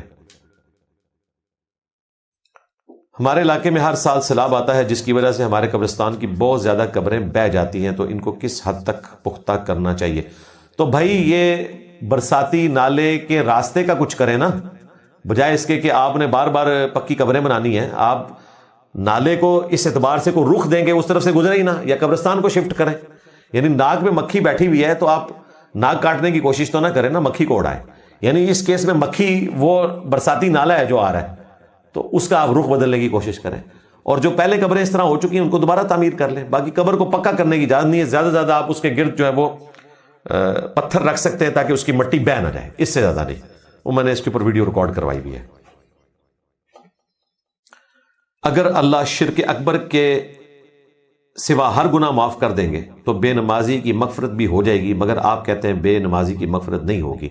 بھائی میں نہیں کہتا ہوں، میں نے تو آیت پڑھی تھی سورہ الروم کی، وَأَقِیمُوا الصَّلَاةَ وَلَا تَكُونُوا مِنَ الْمُشْرِكِينَ، نماز کو قائم کرنا، مشرک نہ ہو جانا۔ تو آپ نے خود ہی بتایا کہ شرک معاف نہیں ہوگا، تو نماز نہ پڑھنے والے کو بھی اس اعتبار سے شرکیہ عمل کہا گیا۔ پھر صحیح مسلم میں حدیث ہے، نبی اسلام نے فرمایا کہ بندے کے کفر اور ایمان، شرک اور اسلام کے درمیان فرق کی نماز ہے۔ جامعہ ترمذی میں حدیث موجود ہے، صحابہ کرام علیہم رضوان تارک الصلاح کی تکفیر کیا کرتے تھے، یعنی صحابہ کرام اس کو مسلمان نہیں سمجھتے تھے۔ اس طریقے سے صحیح مسلم میں حدیث ہے، نبی اسلام کے زمانے میں اگر کوئی شخص بیمار بھی ہوتا اور 2 بندوں کے سہارے مسجد میں آ سکتا تو مسجد میں نماز پڑھتا تھا، کہیں اسے منافق شمار نہ کیا جائے۔ یعنی صحابہ کرام اس کو منافق، یعنی منافق وہی ہوتا ہے جو کافر ہوتا ہے، بلکہ کافر سے بھی اگلا ورژن ہے، جو مسجد میں نماز نہیں پڑھتا تھا۔ اس زمانے میں کوئی تصور بھی نہیں کر سکتا تھا کہ کوئی شخص مسجد میں نماز نہ پڑھے اور وہ مرد ہے اور وہ مسلمان ہوگا۔ یہ تو پاکستان کے شناختی کارڈ میں اس طریقے سے ہم مسلمان سمجھتے ہیں، تو اس اعتبار سے یہ سینسٹیو ایشو ہے۔ بہرحال اس میں جو ٹیکنیکل بحثیں ہوئی ہوئی ہیں نا، ان بحثوں کو آپ علمی بحثیں رہنے دیں، پبلکلی وہ باتیں ایسی نہیں کہ ان کی بنیاد کے اوپر کوئی ہم ہنگامہ کھڑا کریں۔ میں نے ایک آدھ موقع پر حدیث بطاقہ بیان کی تھی کہ نبی الاسلام نے فرمایا، مشکات کے اندر بھی ہے، مسند احمد میں، سنن ابی داؤد کے اندر، کہ ایک شخص کے 99 دفاتر رکھے جائیں گے برائیوں کے، دوسری طرف ایک پرچی رکھی جائے گی، پرچی کو، کاغذ کے پرزے کو بطاقہ کہتے ہیں عربی میں، جس پہ لا الہ الا اللہ لکھا ہوگا اور وہ بھاری ہو جائے گا۔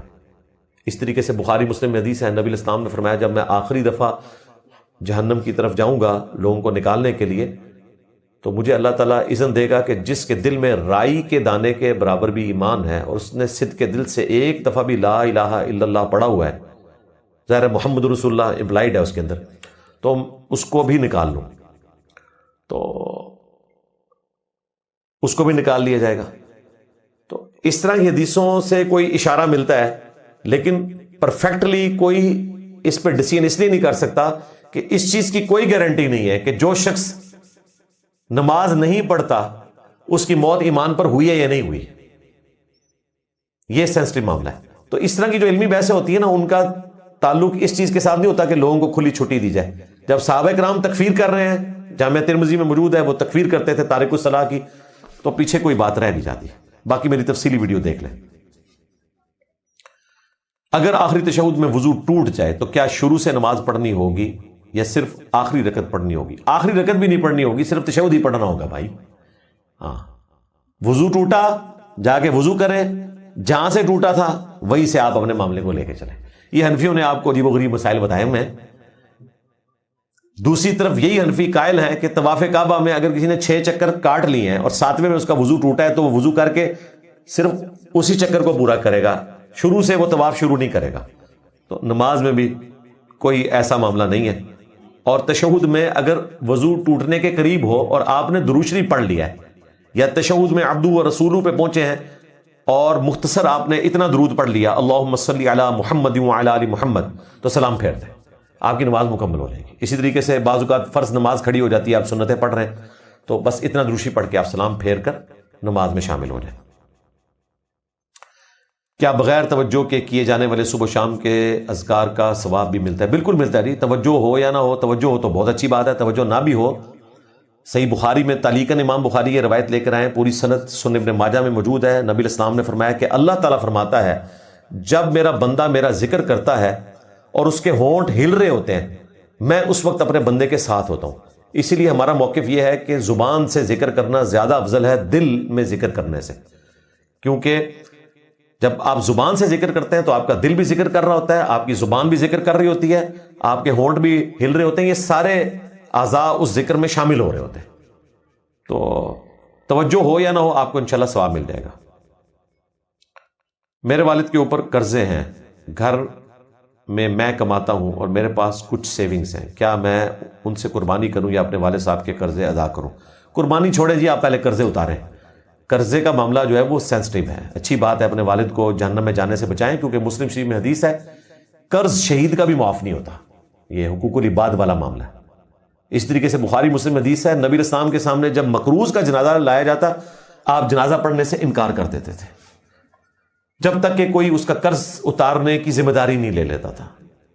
پھر اسی حدیث میں بخاری مسلم میں آتا ہے کہ جب اللہ تعالیٰ نے اپنے نبی کو وسعت دی صلی اللہ علیہ وآلہ وسلم، غزوہ خیبر کے بعد مال غنیمت میں بہت کچھ مل گیا، تو پھر آپ خمس میں سے جو اہل البیت کے لیے وقف ہے، نبی علیہ السلام کے رشتہ داروں کے لیے اور آپ کے قریبی لوگوں پہ خرچ کرنے کے لیے، تو آپ اس حصے میں سے مقروض کا قرضہ ادا کر دیتے تھے اور قرآن کی آیت کا حوالہ دیتے تھے، النبی اولیٰ بالمؤمنین من انفسہم وازواجہ امہاتہم، نبی مومنین کی جانوں پر ان سے بڑھ کر حق رکھتے ہیں اور نبی کی بیویاں امت کی مائیں ہیں۔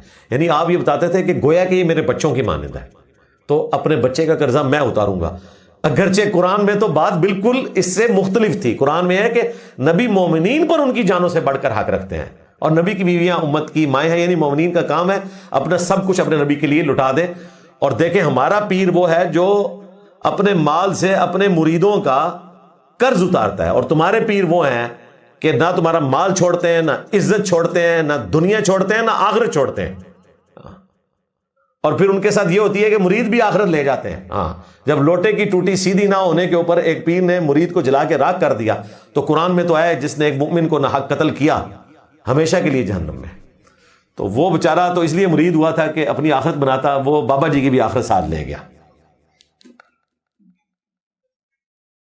اگر مالی حالت اچھی نہ ہو تو کیا پھر بھی عقیقہ کرنا ضروری ہے؟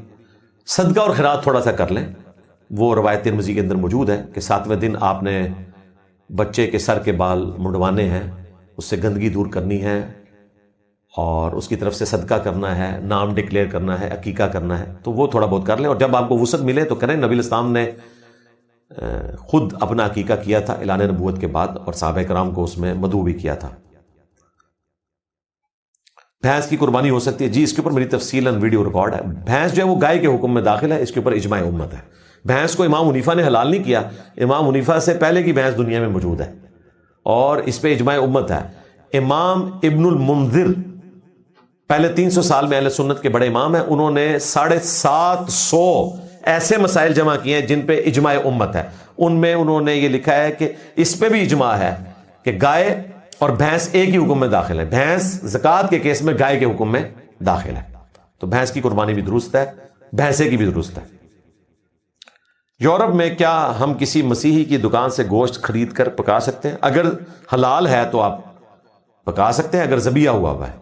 صرف مسیحی کی دکان ہونا کافی نہیں ہے، وہ مسیحی اللہ کا نام لے کر ذبح کرے، یا مسلمانوں سے حلال گوشت اس نے لیا ہو، یا یہودیوں سے حلال گوشت لیا ہو جس پہ اللہ کا نام لیا گیا ہو تو صرف اس طرح نہیں. وہ تو مسلمان کی دکان سے بھی آپ لے کر گوشت نہیں کھا سکتے جب تک کہ حلال ہونا کنفرم نہ ہو. حلال سے مراد صرف اس گوشت کا حلال نہیں، اس کا ذبح ہونا بھی اللہ کے نام کے اوپر. کیا مغربی جمہوریت ملوکیت سے بہتر ہے؟ بالکل جی بہتر ہے. مغربی جمہوریت کی تو کیا بات ہے اس اعتبار سے کہ فریڈم آف ایکسپریشن وہاں پہ موجود ہے، بیسک ہیومن رائٹس موجود ہیں. اور جو ہماری ملوکیت ہے آپ ذرا دیکھ لیں عرب ملکوں کے اندر کیا حالت ہے، کوئی ایک جملہ نہیں بول سکتا. یعنی جو میں پاکستان میں بیٹھ کے بات کر رہا ہوں یہ ڈیموکریسی کی برکات ہے نا، کہ ہم ہر ٹاپک کے اوپر اعلانیہ بولتے ہیں، کتاب و سنت کی روشنی میں چیزیں بیان کرتے ہیں. یہ باتیں تو ہم سعودی عرب میں بیٹھ کے تو نہیں بیان کر سکتے، نہ UAE میں بیٹھ کے بیان کر سکتے ہیں. وہاں تو فوراً وہ فرقہ وارانہ چیزیں سامنے آنا شروع ہو جاتی ہیں. تو اس اعتبار سے جمہوریت جو ہے وہ بہتر ہے، مغربی جمہوریت بھی، اگرچہ اس کے اس پہلو سے ہم ایگری نہیں کرتے کہ حلال اور حرام کا فیصلہ جو ہے کثرت رائے سے ہو رہا ہو. ہم اسلامک ڈیموکریسی کو مانتے ہیں کہ حلال کے دائرے کے اندر اندر آپ نے کثرت رائے سے فیصلہ کرنا ہے. اس پہ تفصیلی ویڈیو ریکارڈ ہے. کیا جنازہ اونچی آواز میں پڑھایا جا سکتا ہے؟ بالکل جی ثابت ہے. سنن نسائی میں حدیث ہے، نبی علیہ السلام نے اونچی آواز میں بھی جنازہ پڑھایا، لیکن عمومی آپ کا عمل سنن نسائی میں ہے کہ سرن پڑھایا کرتے تھے، آہستہ آواز میں، جس طرح ہم زور اثر کی نماز پڑھتے ہیں. اس طریقے سے صحیح بخاری میں آیا کہ عبداللہ ابن عباس نے سورۃ الفاتحہ نماز جنازہ میں اونچی آواز سے پڑھی اور نماز جنازہ کے بعد فرمایا کہ میں نے اس لیے پڑھی کہ تمہیں پتہ چل جائے کہ یہ سنت عمل ہے. تو اس طرح ثابت ہے. بلکہ ہمارے جو تقی عثمانی صاحب ہیں انہوں نے جب اپنے بھائی کا جنازہ پڑھایا تھا وہ تو اسپیکر میں سورہ فاتحہ پڑھنے کی آواز آ گئی تھی جو ان کے لیے مصیبت بن گئی. وہ تو پڑھتے ہیں ثنا، تو لوگوں نے کہا کہ ہمیں تو یہ ثنا پہ لگائے رکھے، اور خود انہوں نے سورہ فاتحہ پڑھ دی بھی.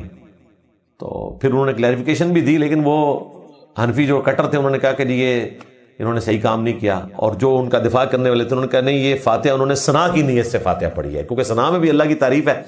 فاتحہ انہوں نے اس نیت سے نہیں پڑھی جو بخاری مسلم میں حدیث ہے، جو فاتحہ نہیں پڑھتا اس کی نماز نہیں ہے. یہ انہوں نے کنفرم کیا کہ نماز جنازہ نہیں ہوئی.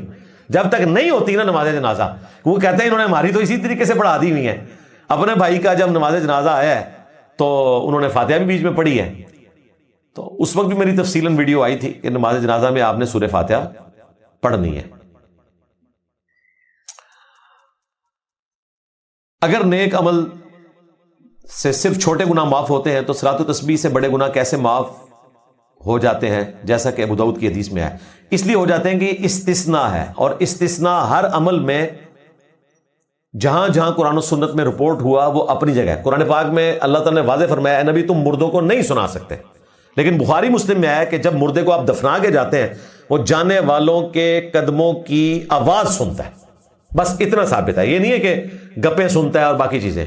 تو یہ سننا اب استثناء ہو گیا. اتنے سننے کو ہم بھی مانتے ہیں، اور وہ اس لیے سنایا جاتا ہے کہ اگر نیک ہے تو خوش ہو کہ میں نے ان پہ تکیہ ہی نہیں کیا تھا، اور بدکار ہے تو اس کی حسرت میں اضافہ ہوگا کہ میں ان پہ رلائی کرتا تھا، یہ مجھے دفنا کے چلے گئے. حالانکہ یہ کہتے تھے کہ ہم تیری خاطر جان دے دیں گے، چاند توڑ کر لے آئیں گے، سورج توڑ کے لے آئیں گے، یہ کر دیں گے، تو دفنا کے چلے گئے. بخاری مسلم میں حدیث ہے انسان کے 3 دوست ہیں، ایک ہی قبر میں ساتھ جاتا ہے، وہ اس کے اعمال ہیں. 2 قبر سے باہر ہی رہ جاتے ہیں، اس کے رشتہ دار اور اس کا مال. یہ 2 دوست ایسے ہیں جو باہر ہی رہ جاتے ہیں. تو استثناء موجود ہے. اسی طریقے سے قرآن پاک میں 4 جگہ ہے کہ مردار حرام ہے. سورۃ المائدہ میں، سورۃ الانعام کے اندر، سورۃ النحل کے اندر، سورۃ البقرہ میں. لیکن قرآن ہی میں آیا ہے کہ جو سمندری جانور ہے یہ تمہارے لیے حلال کر دیے گئے ہیں. بخاری مسلم میں آیا کہ سمندر کا مردار حلال ہے. مچھلی پھینکی، صحابہ کرام نے کھائی. سمندر میں جو مردار ہے، جو مچھلی بر کے اوپر آ جاتی ہے یا کنارے پہ گرا دی جاتی ہے، وہ حلال ہے. یہ استثناء موجود ہے. تو استثناء موجود ہے. صلاۃ و تسبیح کا استثناء ہے کہ اس سے کبیرہ گناہ بھی معاف ہو جائیں گے. باقی آپ کی بات درست ہے کہ توبہ کے بغیر کبیرہ گناہ معاف نہیں ہوتے. تو یہ توبہ کا ایکویلنٹ ہے صلاۃ و تسبیح. کئی اعمال کا ایکویلنٹ موجود ہے. نبی علیہ السلام نے فرمایا، بخاری مسلم میں حدیث ہے کہ جو شخص ایک دن روزہ رکھتا ہے اور ایک دن چھوڑتا ہے تو یہ داؤدی روزے ہیں، گویا کہ وہ ہمیشہ روزہ رکھنے والا ہے. اب آپ نے اس کو ذہن میں رکھنا ہے.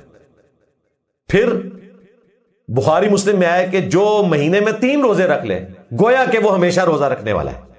کدھر 3 اور کہاں پہ 15. پھر صحیح مسلم میں آیا کہ جس نے رمضان کے روزے رکھے اس کے بعد 6 روزے شوال کے رکھ لیے گویا اس نے ہمیشہ کے روزے رکھے. وہاں تو پورے سال میں 6 آ گئے. تو یہ ثانیے موجود ہیں. تو یہ ثانیوں سے فائدہ اٹھانا چاہیے. یہ توبہ کا ایکویلنٹ ہے، اور توبہ سے یقیناً سب کچھ معاف ہو جاتا ہے۔ جو آپ نے کہا کہ چھوٹے گناہ توبہ کے بغیر بھی نیک اعمال سے معاف ہو جاتے ہیں، یہ بالکل صحیح ہے۔ صحیح مسلم میں حدیث ہے کہ اگر بڑے گناہوں سے بچا جائے تو ایک نماز سے دوسری نماز، ایک جمعے سے دوسرا جمعہ، ایک رمضان سے دوسرا رمضان درمیان کے گناہوں کا کفارہ ہے، اگر بڑے گناہوں سے بچا جائے۔ اب کسی نے نماز چھوڑ دی اور کہ میں ایک جمعہ پڑھوں اور اگلا جمعہ پڑھ لوں، درمیان کے گناہ معاف ہو گئے، نہیں، نماز چھوڑ دی تو وہ تو کبیرہ گناہ ہے، وہ توبہ کے بغیر معاف نہیں ہوگا۔ اور توبہ جب کر لیں گے تو سورۃ الفرقان میں آیا کہ اللہ تعالیٰ گناہوں کو بھی نیکیوں سے بدل دے گا، اور سب سے بڑے گناہ کے لیے آیا، شرک کے لیے۔ اس کے بعد قتل ناحق، وہ بھی سب سے بڑا گناہ ہے حقوق العباد کے اعتبار سے، جس طرح شرک حقوق اللہ میں سب سے بڑا گناہ ہے۔ اور تیسرا بدکاری، وہ بھی معاف کر دے گا، بلکہ گناہوں کو نیکیوں سے بدل دے گا۔ سورۃ الفرقان سورت نمبر 25 آیت نمبر 70۔ کیا دوستوں کو کچھ کھلانے سے کوئی اجر و ثواب ملتا ہے؟ بالکل ملتا ہے، اگر آپ نے اللہ کے لیے کھلایا ہے، اور غریبوں کو کھلائیں گے بہت اچھی بات ہے، کھلائیں، آپ افطار بھی کرواتے ہیں۔ قرآن پاک میں اللہ تعالیٰ نے جن نیک اعمال کے اوپر زور دیا ہے، سب سے زیادہ ان میں ٹاپ آف لسٹ 3-4 جو اعمال ہیں، ان میں سے غریبوں کو کھانا کھلانا ہے۔ تو کھلائیں، لیکن اچھی کاز کے لیے، ان کی دل جوئی کے لیے ضرور کھلائیں۔ اگر باپ اپنی بیٹی کی شادی جان بوجھ کر نہ کرے تو اس کے بارے میں دین کی کیا رہنمائی ہے؟ اگر یہ اس سے مراد آپ پوچھ رہی ہیں کہ میں کیا کروں، تو سنن نبی داؤد میں حدیث ہے کہ جس کا ولی کوئی نہیں ہے تو اس کا ولی حکمران وقت ہے، تو آپ حکمران وقت کے پاس اپنی شکایت لے کے جائیں۔ اور سنن ابن ماجہ میں حدیث ہے کہ ولی کی اجازت کے بغیر اگر عورت اپنا نکاح کرتی ہے تو وہ باطل ہے، اور ولی ظاہر ہے آپ کا باپ ہے، اس کے بغیر تو آپ نکاح نہیں کر سکتے۔ کورٹ میرج تو اسلام میں نہیں ہے، فقہ حنفی میں ہے، لیکن اسلام میں کورٹ میرج نہیں ہے۔ ایک استثناء یہاں پہ بھی موجود ہے، جس طرح میں نے اوپر استثناء کا ذکر کیا، وہ صحیح مسلم میں حدیث ہے کہ جو عورت شادی شدہ زندگی گزار چکی ہے وہ اپنے ولی سے زیادہ حق رکھتی ہے کہ وہ اپنا نکاح جہاں پہ کرنا چاہے۔ ظاہر ہے اس کو ایک دفعہ ہاتھ لگ چکے ہیں، کئی عورتیں تو پھر پوری زندگی دوبارہ شادی ہی نہیں کرتی، تو مطلقہ ہو یعنی طلاق یافتہ یا بیوہ، وہ ولی کی اجازت کے بغیر بھی نکاح کر سکتی ہے، اس کا رائٹ ہے۔ باقی کنواری عورت جو ہے وہ بغیر ولی کے نکاح نہیں کر سکتی، اس کا الٹرنیٹو میں نے بتا دیا۔ باقی آپ کے والد صاحب کے لیے یہ ریکویسٹ ہے، سورہ نور میں اللہ تعالیٰ نے حکم دیا ہے کہ جو تم میں سے غیر شادی شدہ ہیں ان کا نکاح کروا دیا کرو، اور جو استطاعت نہیں رکھتے وہ اپنے آپ کو پاک دامن رکھیں۔ تو آپ بھائی پاک دامن رہیں، اور آپ کے والد کا کام ہے کہ آپ کی شادی کا بندوبست کریں۔ جنت اور جہنم کے دروازے قیامت والے دن کھلیں گے یا اب بھی کھلے ہیں؟ دیکھیں، بخاری مسلم دونوں میں یہ حدیث موجود ہے کہ جب رمضان المبارک کا مہینہ آتا ہے تو اللہ تعالیٰ کی طرف سے جنت کے دروازے کھول دیے جاتے ہیں۔ یہ الفاظ بھی ہیں بخاری مسلم میں یہ الفاظ بھی ہیں کہ آسمان کے دروازے کھول دیے جاتے ہیں۔ بخاری مسلم میں یہ بھی الفاظ ہیں کہ رحمت کے دروازے کھول دیے جاتے ہیں، اور ساتھ یہ بھی الفاظ ہیں کہ جہنم کے دروازے بند کر دیے جاتے ہیں اور سرکش شیاطین جکڑ دیے جاتے ہیں۔ تو اس سے لگتا ہے کہ جنت کے دروازے کھلتے بند ہوتے رہتے ہیں۔ مہربانی کریں آپ وہ اعمال اختیار کریں جس سے جنت میں پہنچنے میں کامیاب ہو جائیں۔ ہمیں سے کوئی غرض نہیں ہے کہ بند ہے یہ کھلا ہوا ہے، وہ بند بھی ہو، اعمال درست ہوئے تو آپ کے لیے کھل جائے گا، اور خدا نہ خواستہ جہنم بند ہوئی بھی، اس کو لاک بھی لگا ہوا، اور آپ کے اعمال ایسے ہوئے کہ وہاں پہنچنے والے ہوئے تو وہ لاک بھی کھل جائے گا خود بخود۔ وَلِعَوْذُ بِاللَّهِ تَعَالَى اللہم اجرنا من النار اللہم انا نسألک جنت الفردوس مع النبیین والصدیقین والشہداء والصالحین آمین۔ باقی میں یہاں ضمناً بتا دوں، جنت کے 8 دروازے ہیں، بخاری مسلم میں رپورٹ ہوا، اور مسلم شریف میں آیا کہ جو شخص وضو کے بعد ایک دفعہ پڑھ لے اشہد ان لا الہ الا اللہ وحدہ لا شریک لہ واشہد ان محمدا عبدہ ورسولہ، تو اس کے لیے جنت کے 8 دروازے کھول دیے جاتے ہیں۔ اور اس طریقے سے سنن ابی داؤد میں آیا کہ جو فجر کے بعد اور مغرب کے بعد 7 دفعہ پڑھ لے اللہم اجرنا من النار یا اللہم اجرنی من النار، اور وہ اسی دن یا اس رات کو مر گیا، تو اللہ تعالیٰ اسے جہنم سے آزادی دے دے گا۔ لیکن ظاہر نماز بھی پڑھی ہوئی، نماز کے بعد آپ نے پڑھنے۔ فرض نماز کے بعد کیا ہر شخص اپنا الگ الگ ہاتھ اٹھا کر دعا مانگ سکتا ہے؟ جی مانگنی چاہیے۔ المستدرک للحاکم میں صحیح سند سے یہ حدیث ہے، سنن ابی داؤد میں موجود ہے، حاکم کی روایت مضبوط ہے کہ تیرا رب سخی ہے، غنی ہے، حیا محسوس کرتا ہے اس شخص سے کہ جو اللہ کے حضور ہاتھ اٹھا کر دعا کرے کہ اللہ اسے محروم لوٹا دے، یعنی اللہ تعالیٰ اس چیز سے حیا محسوس کرتا ہے کہ اسے محروم لوٹایا جائے. تو ہاتھ اٹھا کے دعا کرنا یہ زیادہ افضل ہے، اگرچہ یہ دعا کا حصہ نہیں ہے. ہم کھانا کھانے سے پہلے بسم اللہ الرحمن الرحیم ہاتھ اٹھا کے نہیں پڑھتے. سواری پہ بیٹھ کے سبحان الذی سخر لنا ھذا وما كنا له مقرنین ہاتھ اٹھا کے نہیں پڑھتے. اسی طریقے سے وضو کرنے سے پہلے بسم اللہ الرحمن الرحیم ہاتھ اٹھا کے نہیں پڑھتے. گھر سے نکلتے وقت بسم اللہ توکلت علی اللہ ہاتھ اٹھائے بغیر پڑھ رہے ہوتے ہیں، تو ہاتھ اٹھائے بغیر بھی دعا ہو جاتی ہے. لیکن یہ افضل دعا ہے، اللہ تعالیٰ قبول فرماتا ہے. اور نبی علیہ السلام سے چاروں طریقے سے ہاتھ اٹھا کے دعا مانگنا ثابت ہے. نبی علیہ السلام نے یعنی اتنے ہاتھ بلند کیے کہ آپ کے بغلوں کی سفیدی نظر آ گئی. وہ اس لیے نظر آئی کہ کرتا نہیں پہنا ہوا تھا، اوپر چادر لی ہوئی تھی. احرام کے علاوہ بھی نبی علیہ السلام عام دنوں میں بھی تہمت اور چادر لیا کرتے تھے. آپ نے تہمت پہنی ہو، اوپر چادر یوں لی ہوئی ہو اور یوں کر کے ہاتھ اٹھائیں تو بغلوں کی سفیدی نظر آ جاتی ہے. سر سے اوپر ہاتھ رکھنا بھی سنت ہے، سر کی سیدھ میں بھی، کندھوں کی سیدھ میں بھی، سینے کی سیدھ میں بھی. یوں جوڑ کے بھی درست ہے، کھول کے بھی درست ہے، ہر طریقے سے. اصل چیز ہے ہاتھ یوں اٹھانا. ہتھیلیاں بالقبلہ رخ ہونی چاہیے. جس طرح نماز کا قبلہ جو ہے وہ خانہ کعبہ شریف ہے، دعا کا قبلہ جو ہے وہ آسمان ہے. آسمان کی طرف نگاہ نہیں اٹھانی آپ نے، نگاہیں آپ کی جھکی ہوں لیکن ہتھیلیاں آپ کی آسمان کی طرف ہونی چاہیے. تو یہ سنت طریقہ ہے. تو ہاتھ اٹھا کے آپ انڈیویجول اپنی دعائیں مانگیں. کبھی کبھار اجتماعی دعا بھی کی جا سکتی ہے وسیلہ اور توسل کے طور پر، لیکن روٹین میں آپ اپنے اذکار ہاتھ اٹھا کے کریں یا بغیر ہاتھ اٹھا کے وہ ساری دعائیں ہیں وہ آپ کر سکتے ہیں. اس کی اجازت موجود ہے. اور دعا کے بعد چہرے پہ ہاتھ پھیرنا بھی سنت ہے. امام بخاری نے اپنی کتاب الادب المفرد میں صحیح بخاری کی سند پہ یہ روایت لی ہے کہ عبداللہ ابن عمر اور عبداللہ ابن زبیر رضی اللہ عنہما دعا کے بعد اپنے چہرے پر ہاتھ پھیرا کرتے تھے. یہ سنت ہے. نبی الاسلام کے والد سے سنن نبی داؤد میں وہ روایت کمزور ہے، اس لیے میں نے یہ والی روایت بیان کی. اور ہمارے استاد شیخ زبیر علی رحمہ اللہ نے نماز نبوی جو دارالسلام کیا اس میں بھی اس کو پرنٹ کیا ہوا ہے. بلکہ میں نے ایک ویڈیو میں جب بیان کیا تو عرب سے ایک شخص کی مجھے ای میل آئی کہ یہاں کے علماء اس کو جائز نہیں سمجھتے چہرے پہ ہاتھ پھیرنے کو، وہ الٹا بدعت کہتے ہیں اور کہتے ہیں جی اس میں یہ راوی جو ہے یہ ضعیف ہے. تو میں نے اس کو پھر 12 اسناد بھیجی بخاری کی کہ 12 روایتیں اسی راوی سے امام بخاری نے لی ہوئی ہیں اور ایگزیکٹلی اس سند کے اوپر بھی روایت موجود ہے. اس کے بعد وہ انقلاب ان کا جو ہے نا مولانا صاحب کا ختم ہو گیا جب ان کو پتا چلا. مانا نہیں کیونکہ مولوی ہٹ دھرم ہوتا ہے. اس نے کہا تنو کنے دسیا ہے بس یہاں پہ انہوں نے کہہ دیا وہ بیٹھے نے جڑے تھوڑے میرے نبی صاحب ہے ہی کوئی نہیں، تیرے بابے تھے شاہی کوئی نہیں. اور عربی اپنا یہ غرور ختم کریں. آپ کا غرور اللہ نے اس اعتبار سے توڑ دیا ہے کہ آپ کے ٹی وی چینلز کے اوپر نا کسی عربی امام کا نام نہیں چل رہا ہوتا.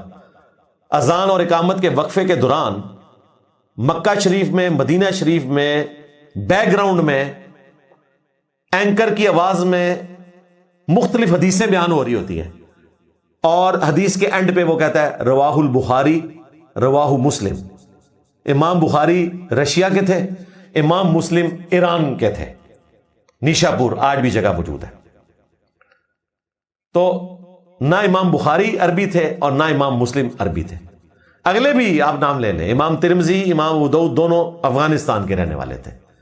تو آپ کے ٹی وی چینلز کے اوپر جو حدیثیں بیان ہو رہی ہیں اس پیغمبر کی جو عربی النسل تھے وہ کسی عربی کی جمع کی ہوئی نہیں ہے، اجمی اماموں کی ہیں. اگرچہ عربیوں سے ہی روایت ہے لیکن جمع اللہ نے اجمیوں کے ذریعے کروائی ہے. وہ بخاری مسلم میں حدیث ہے.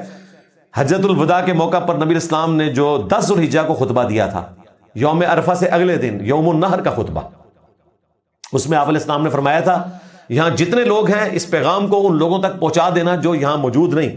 بسا اوقات جن تک پیغام پہنچایا جا رہا ہوتا ہے وہ زیادہ یاد رکھنے والے ہوتے ہیں بنسبت ان کے جو پہنچا رہے ہوتے ہیں. اور محدثین یہ حدیث پڑھ کے کہتے تھے صدق رسول اللہ صلی اللہ علیہ وآلہ وسلم نے سچ فرمایا. جن تک پیغام پہنچایا گیا وہ کسٹوڈین بن گئے، ایسے کسٹوڈین بنے ہیں کہ الحمدللہ آج پوری دنیا میں ان کی وجہ سے نبی الاسلام کے فرامین پہنچ رہے ہیں. کیا لڑکیاں اسلامک اسکالرز کی ویڈیوز دیکھ سکتی ہیں؟ دیکھیں جو ایجڈ اسکالرز ہیں جس طرح ہمارے استاد ہیں مولانا اسحاق صاحب رحمہ اللہ، ڈاکٹر اسرار صاحب رحمہ اللہ تعالیٰ، ان کو ضرور دیکھیں سنیں. ظاہر ہے وہاں تو کوئی ایسا چانس نہیں ہے کہ کوئی شہوت والا معاملہ ہو ان کے لیے. باقی مرد کو دیکھنا عورت کے لیے جائز ہے اگر شہوت کا معاملہ نہ ہو، ادروائز پھر سننے پر اکتفا کریں. ڈاکٹر فرد ہاشمی کو سنیں، اکثر جو آپ سے ریلیٹڈ مسائل ہیں انہوں نے بیان کر دیے ہیں. اگر کوئی شہوت والا معاملہ نہیں ہے تو پھر دیکھ بھی سکتے ہیں. البتہ سننے میں کوئی اختلاف نہیں ہے۔ اب رہی وہ حدیث جو ابو داؤد کی کہ سیدہ عائشہ سلام اللہ علیہا کو نبی الاسلام نے ابن ام مکتوم کے کیس میں فرمایا تھا کہ اگر وہ اندھا ہے تو تم تو اندھی نہیں ہو، تو وہ ایک پرہیزگاری کا لیول ہے۔ ادروائز اس پہ بھی اجماع ہے کہ عورت کا مرد کو دیکھنا جائز ہے اگر شہوت والا معاملہ نہ ہو، لیکن مرد کا عورت کو دیکھنا ہر صورت منع ہے، اس لیے عورت کو نقاب کرنے کا یا حجاب کرنے کا حکم دیا گیا ہے۔ بہرحال افضل معاملہ وہی ہے جو قرآن پاک میں اس حوالے سے آیا کہ مومن مردوں سے کہو کہ اپنی نگاہوں کو نیچا رکھیں اور مومنہ عورتوں سے کہو کہ اپنی نگاہوں کو نیچا رکھیں۔ مرد کے کیس میں تو حکم عام ہے، عورت کے کیس میں ایکسیپشن موجود ہے۔ بہرحال جہاں آپ بہتر سمجھتے ہیں اپنے معاملات کو اس طریقے سے اس کو لے کر چلیں، شرعی طور پہ کوئی فتویٰ نہیں ہے جب تک کہ شہوت والا معاملہ نہ ہو، لیکن مردوں نے نہ عورتوں کی تقریریں دیکھنی ہے نہ سننی ہے، ہاں بالکل یہ کلیئر کٹ ہے۔ اور پھر ایسی عورتیں جو ایسے انداز میں گفتگو کرتی ہیں کہ جس میں شہوت کا ایلیمنٹ آ سکتا ہے، وہ تو بالکل منع ہے۔ وہ تو قرآن میں نبی کی بیویوں کو بھی منع کیا گیا کہ آپ نے لچھے دار انداز میں گفتگو نہیں کرنی کہ کوئی اگر آیا ہوا ہے صحابی پردے کے پیچھے تو اس کے دل کا روگ جو ہے وہ اس کو کسی برائی کی طرف لے جائے، حالانکہ وہ اپنی ماں کے پاس آیا ہوا ہے۔ النبی اولیٰ بالمؤمنین من انفسہم وازواجہ امہاتہم، نبی مومنین کی جانوں پر ان سے بڑھ کر حق رکھتے ہیں، اور نبی کی بیویاں امت کی مائیں ہیں، اس کے باوجود ان ماؤں سے پردہ بھی ہے۔ تو یہ ایک کریٹیکل ایشو ہے جی، اس حوالے سے ان چیزوں کا خیال کرنا چاہیے۔ نماز کے تشہد کے بعد کون کون سی دعائیں پڑھی جا سکتی ہیں؟ دیکھیں بخاری مسلم میں حدیث ہے، نبی علیہ السلام نے فرمایا کہ جب تشہد پڑھ چکو تو اپنے رب سے جو چاہو مانگو۔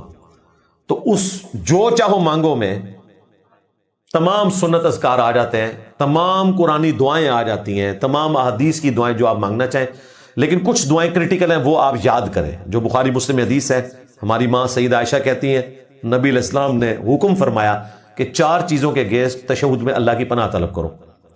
اللہم انی اعوذ بک من عذاب جہنم ومن عذاب القبر ومن فتنة المحیاء والممات ومن شر فتنة المسیح الدجال۔ یہ دعا تو آپ نے مانگنی ہے۔ اس کے بعد پرفیکٹ دعا بخاری مسلم میں ہے، انس بن مالک کہتے ہیں نبی علیہ السلام کی اکثر دعا یہی ہوتی تھی، اللہم ربنا آتنا فی الدنیا حسنہ وفی الآخرۃ حسنۃ وقنا عذاب النار، یہ مانگے۔ رب ارحمہما کما ربیانی صغیرا، یہ مانگے۔ رب اجعلنی مقیم الصلاۃ ومن ذریتی ربنا وتقبل دعاء ربنا اغفر لی ولوالدی وللمؤمنین یوم یقوم الحساب۔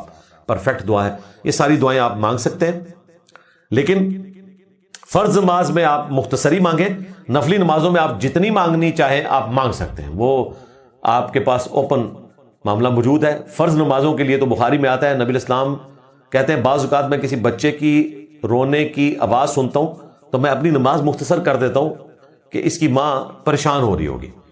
آپ نے جو اس طرح کی دعائیں مانگنی ہیں، لمبی نمازیں پڑھنی ہیں، وہ نفلی نماز پڑھیں۔ فرض نماز آپ کوشش کریں مختصر، اور مختصر سے مراد قطعاً حنفیوں والی نماز نہیں ہے کہ 5 منٹ میں آپ نے 4 رکعتیں ختم کر دی۔ مختصر وہ نماز ہے جو اہل حدیث پڑھ رہے ہیں، اور آپ سوچ رہے ہوں گے کہ اہل حدیث کی مختصر ہے، جی یہ مختصر ہے۔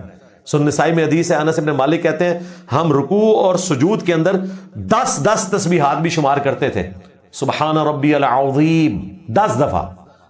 اور ظاہر ہے کہ صحابہ کرام یہ تو نہیں پڑھتے تھے سبحان ربی العظیم سبحان ربی العظیم سبحان ربی العظیم، نہ یہ تو ہوتا ہی نہیں ہے۔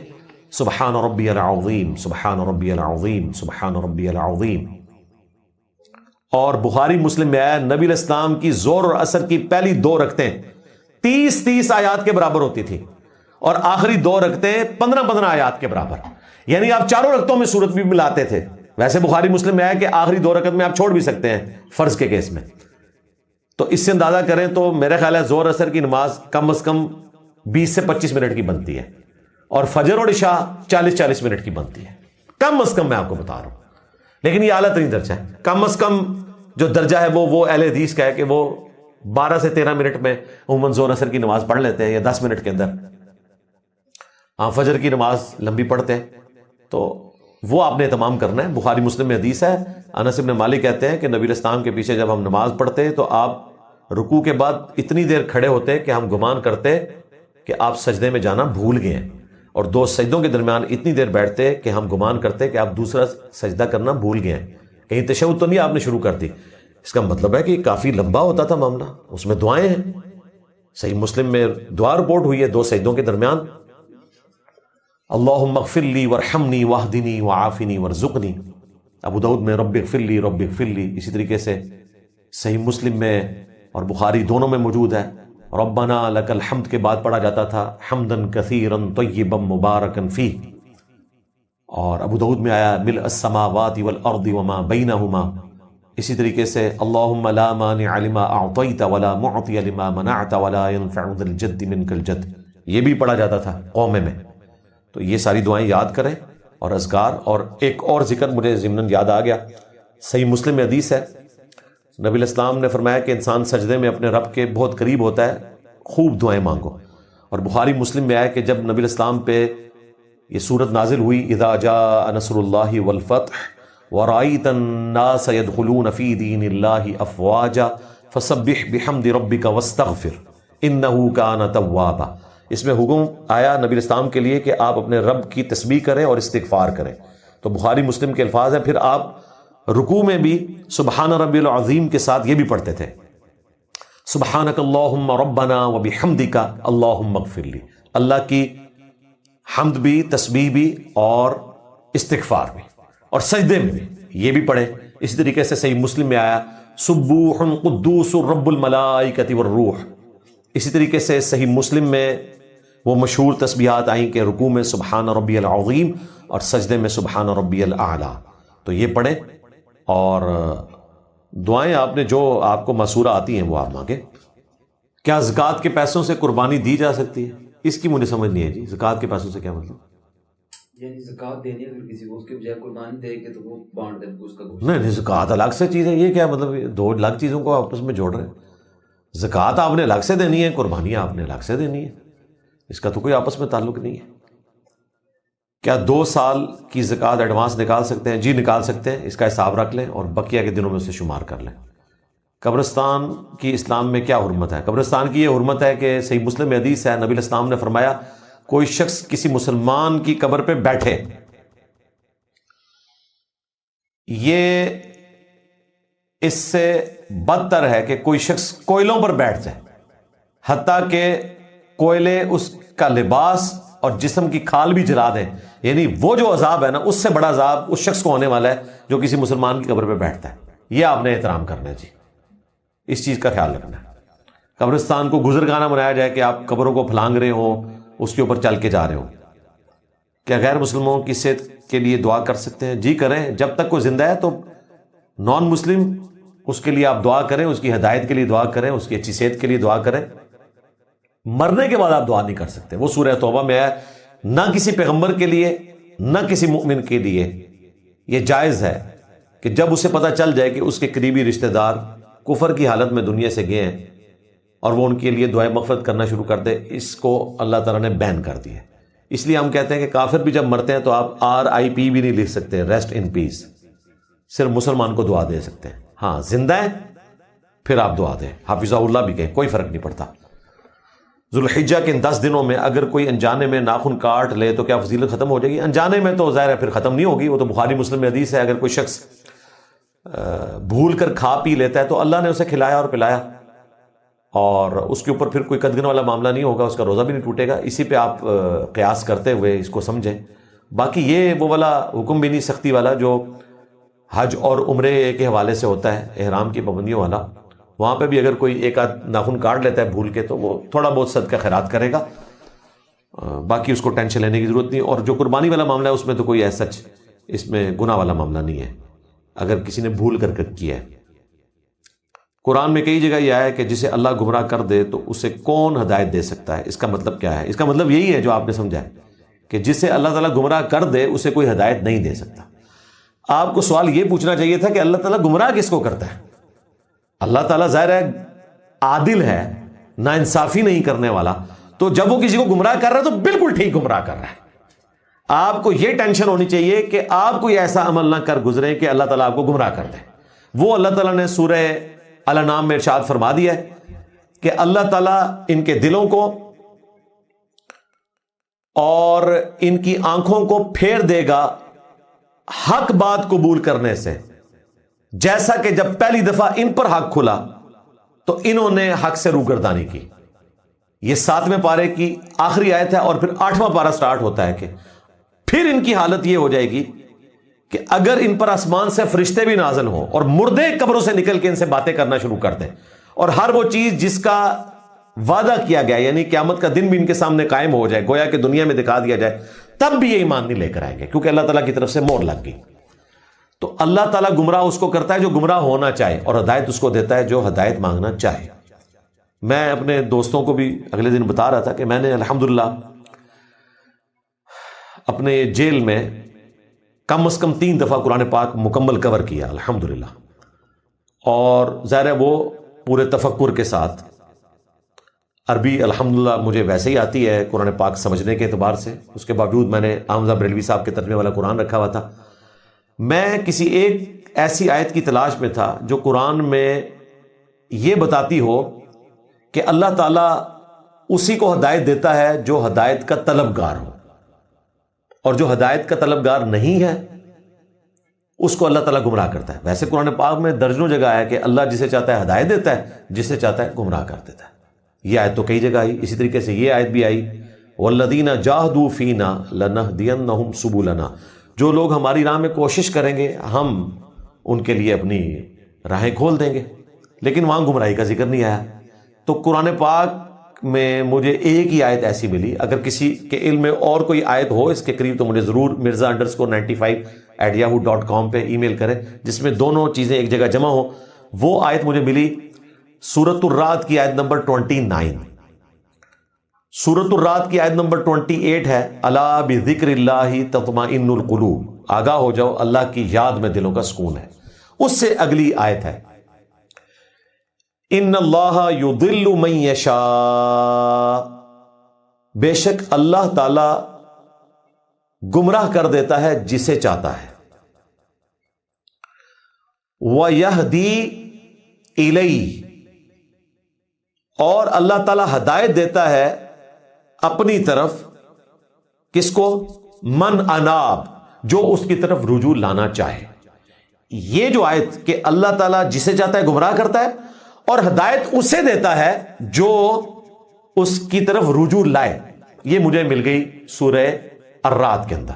ظاہر ہے پہلے سے موجود تھی، لیکن توجہ جاتی ہے بندے کی، اتنی دفعہ قرآن پاک پڑھا ہے، اس پوائنٹ آف ویو سے میں نے یہ ذہن میں رکھا۔ پھر میں نے وہ نوٹس بھی بنائے ہوئے ہیں، میرے پاس اڈیالہ جیل کے پورے نوٹس موجود ہیں جو میں نے ایک ایک چیز ساتھ ساتھ نوٹ کی ہوئی تھی۔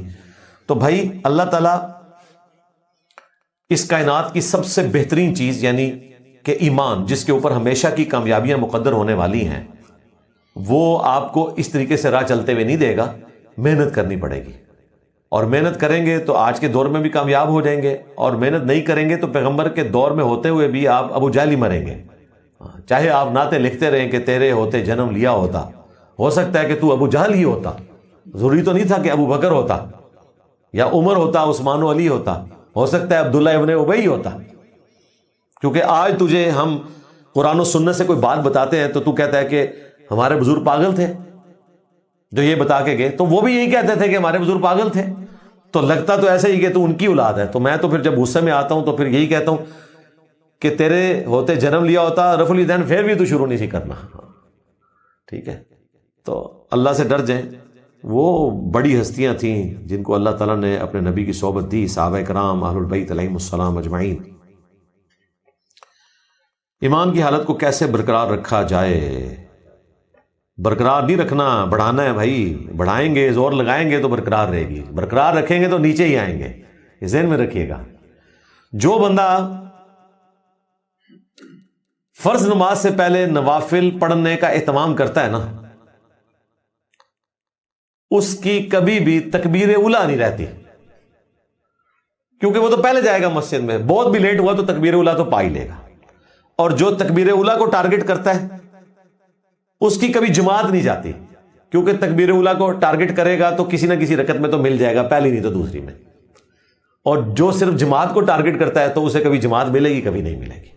تو اپنا سٹینڈرڈ اوپر رکھیں، اور ایمان کی حالت کو بڑھانے کے لیے قرآن پاک ترجمے سے پڑھیں۔ پڑھنے میں تردد ہے تو ترجمے کے ساتھ سننے کی عادت ڈالیں، تو اس سے آپ کا ایمان بڑھتا رہے گا۔ نیک لوگوں کی صحبت اختیار کریں۔ یا ایھا الذین آمنوا اتقوا اللہ وکونوا مع الصادقین، جو سورہ توبہ میں ہے۔ اللہ کا تقوی اختیار کرو اہل ایمان، اور سچوں کے ساتھ ہو جاؤ. اور آج کل تو سچوں کی صحبت بڑی آسان ہے. سچے آپ کے شہر میں نہ ہوں، آپ کے محلے میں نہ ہوں، کوئی فرق نہیں پڑتا، دنیا میں کہیں موجود ہوں، اس سچے بندے کا یوٹیوب کا چینل ہو تو آپ اس کی صحبت کر سکتے ہیں. ہم تو آج بھی اپنے استادوں کی صحبت کرتے ہیں، ڈاکٹر اسرار صاحب کی، مولانا اسحاق صاحب کی، شیخ زبیر لزئی صاحب کی رحمہم اللہ اجمعین ورضی اللہ عنہم اجمعین وعلیہم السلام اجمعین. تو آپ صحبت کر سکتے ہیں جی آج گھر بیٹھے ہوئے بھی. میرے والد نے کچھ عرصہ پہلے سود پر قرض لیا، اب وہ ادا کرنا چاہتے ہیں، تو کیا میں سود سمیت ادا کروں تو گناہگار ہو جاؤں گا؟ بھئی سود سمیت ہی آپ کو دینا پڑے گا، ادروائز تو اگلا بندہ راضی نہیں ہوگا. یہ تو اس سے آپ معاف کروائیں نا. آپ یہ نہیں کہہ سکتے کہ سود مانگا تو آیا جے گوری، یہ نہیں ہو سکتا. وہ تو آپ کمٹمنٹ ہوئی بھی ہے آپ کی، وہ آپ کو دینا ہے، وہ اس کی مرضی معاف کرے. تو توبہ کر لی ہے تو اللہ تعالیٰ معاف کرنے والا ہے، لیکن آپ نے اس کو اس کی متعلقہ رقم تو دینی ہے. آپ گناہگار نہیں ہوں گے جب آپ نے توبہ کر لی. ظاہر ہے پرانا جو معاملہ ہے وہ تو آپ نے چلانا ہے. قرآن پاک میں یہ ضرور آیا کہ جو پہلے لین دین کا معاملہ ہو چکا ہے تو اس کو وہیں پہ ختم کرو اور اپنی اصل رقم لے لو. لیکن وہاں پہ اس چیز کا ذکر موجود نہیں کہ جو کسی کا سود دینا ہے تو وہ بھی نہ دو. یہ دیکھیں بڑے انٹلیکچوئل الفاظ ہیں کہ اللہ تعالیٰ نے فرمایا کہ اگر کسی کو سودی قرضہ دیا ہوا ہے نا تو اپنی اصل رقم لے لو، سود معاف کر دو. لیکن جس نے کسی کا سود دینا تھا وہ اللہ نے نہیں کہا کہ اس کو وہ بھی نہ دو، کیونکہ ظاہر ہے اس سے تو پھر ایک فتنہ کھڑا ہونا تھا نا. اس طریقے سے نبی اسلام نے صحیح بخاری میں آتا ہے فرمایا سب سے پہلے میں اپنے چچا کا سود معاف کرتا ہوں. یعنی نبی اسلام کے چچا بھی سودی کاروبار کر رہے تو آپ نے فرمایا میں ان کا سود معاف کرتا ہوں، یعنی جو وہ لوگوں سے سود لے رہے ہیں میں وہ معاف کرتا ہوں کہ ہم نے نہیں لینا آپ. لیکن وہاں پہ بھی یہ نہیں ملے گا کہ جو کسی کا دینا تھا تو وہ دینا، الا یہ کہ اگلا بندہ معاف کرے. تو یہ ذہن میں آپ نے رکھنا ہے. میدان عرفات کی کیا خصوصیت ہے؟ اس جگہ کی اہمیت کس نبی سے ہے؟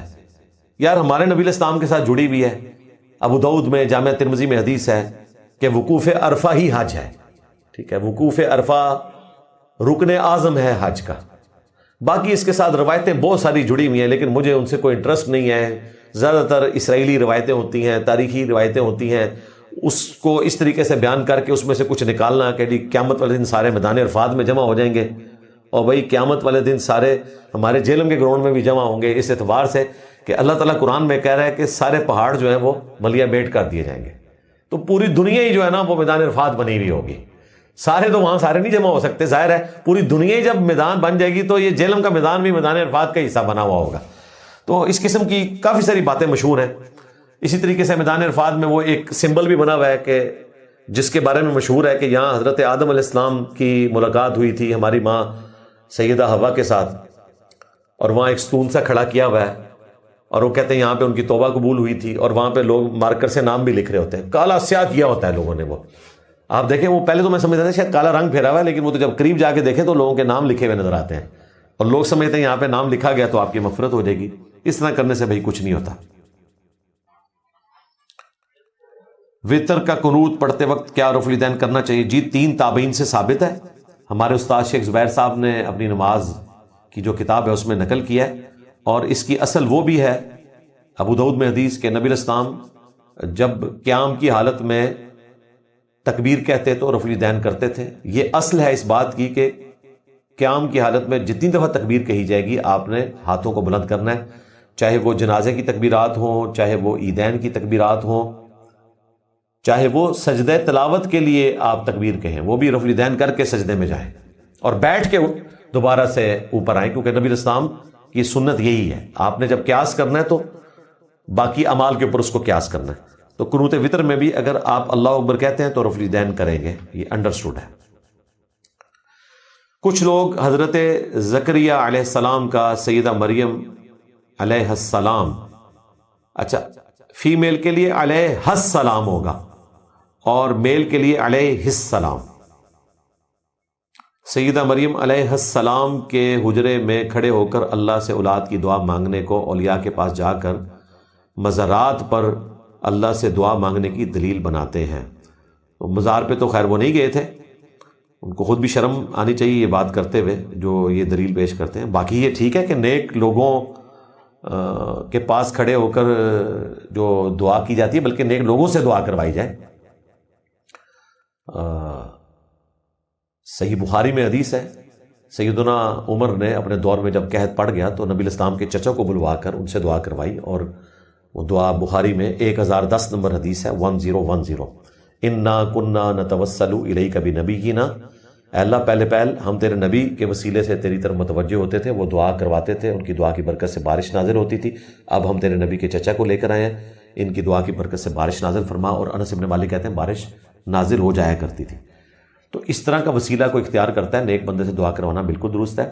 باقی یہ کہنا کہ حجرے میں، وہ حجرے کی وجہ سے دعا قبول نہیں ہوئی ہے، بلکہ اس میں الفاظ یہ ہیں کہ وہاں ان کو یہ بات کلک کی کہ اگر اللہ تعالیٰ سیدہ مریم کو یہاں پر پھل دے سکتا ہے تو مجھے بھی بڑھاپے میں اولاد دینے پر قادر ہے۔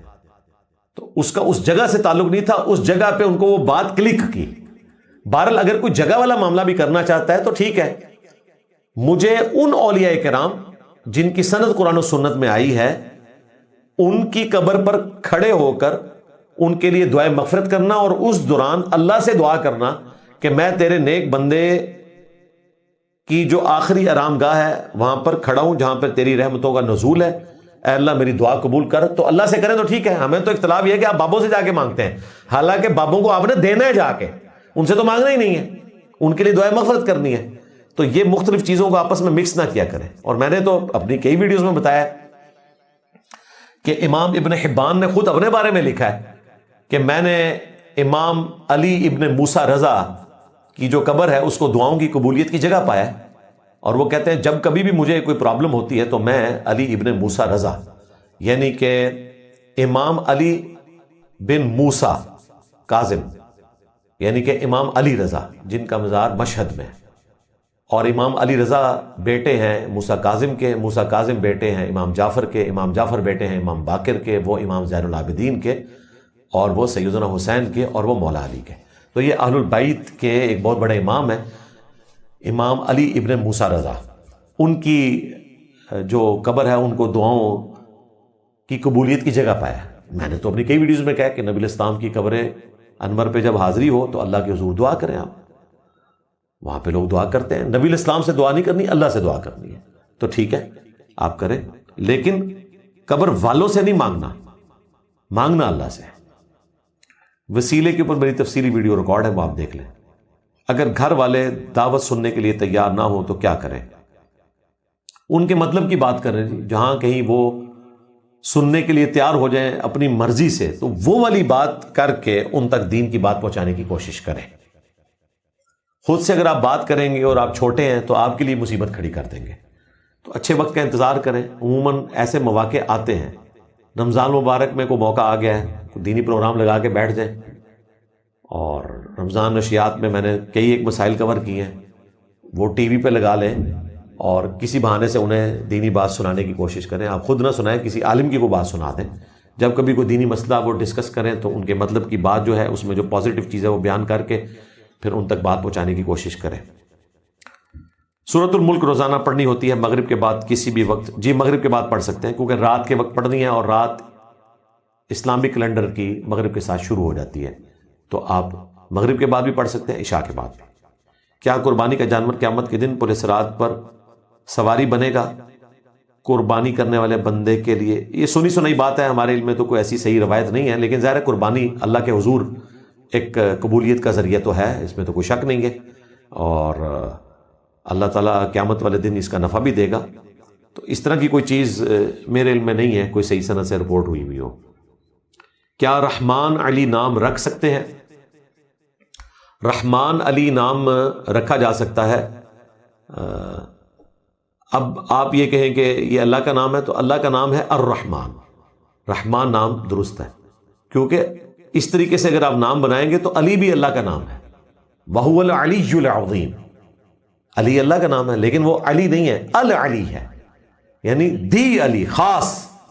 اسی طریقے سے اللہ کا نام ہے دی رحمان، الرحمن، رحمان کوئی بھی ہو سکتا ہے، رحیم کوئی بھی ہو سکتا ہے۔ ہمارے نبی الاسلام کے لیے قرآن میں آیا بالمؤمنین رؤوف الرحیم، مومنین کے لیے رؤوف بھی ہیں رحیم بھی ہیں، حالانکہ رؤوف اور رحیم یہ اللہ کے نام ہے، لیکن اللہ کا نام ہے الرؤوف الرحیم، تو یہ نام بالکل درست ہے۔ کیا میں نماز میں سجدے اور رکوع میں تسبیح بغیر گنتی کے پڑھ سکتا ہوں؟ جی بغیر گنتی کے بے شک پڑھیں، لیکن کم از کم 3 دفعہ پڑھنی ہے، ورنہ نماز نہیں ہوگی۔ یہ نہ ہو کہ بغیر گنتی کے چکر میں آپ 2 دفعہ پڑھ دیں۔ باقی طاق والا کوئی معاملہ نہیں ہے. سنن نسائی میں حدیث ہے, انس بن مالک کہتے ہیں ہم نبی علیہ السلام کے پیچھے رکوع اور سجدے کی تسبیحات 10 شمار کیا کرتے تھے. وہ طاق تو نہیں ہے, وہ الگ سے حدیث ہے بخاری مسلم میں کہ اللہ تعالیٰ وطر ہے, طاق ہے, اور طاق کو پسند فرماتا ہے. لیکن یہ ضروری نہیں ہے کہ آپ نے تسبیحات طاق ہی کرنی ہے. 3 5 7 3 کم از کم ہے, زیادہ 4 کریں, 5 کریں, 6 کریں, وہ آپ کی مرضی. اسی طریقے سے مشہور ہے کہ جی آپ نے جنازے کی بھی طاق جو ہے وہ صفیں بنانی ہے. حالانکہ صحیح مسلم حدیث ہے نبی علیہ السلام نے ایک جنازہ پڑھایا, اس میں 2 صفیں تھی. اب آپ سے پوچھ کے پڑھایا جاتا تو وہ 2 کو توڑ کے 3 بنایا جاتا, جس طرح آپ کے مولوی جو ہیں وہ 2 کو توڑ کے 3 بنا رہے ہوتے ہیں, اور اس طریقے سے 4 کو توڑ کے 5 بنا رہے ہوتے ہیں. تو ان چیزوں سے بچ جائیں, یہ خود سے انہوں نے بنائی ہوئی ہیں چیزیں. حضرت عمر نے حج تمتع پر پابندی کیوں لگائی تھی؟ واللہ عالم جی, غلط لگائی تھی. صحابہ کرام مخالف تھے.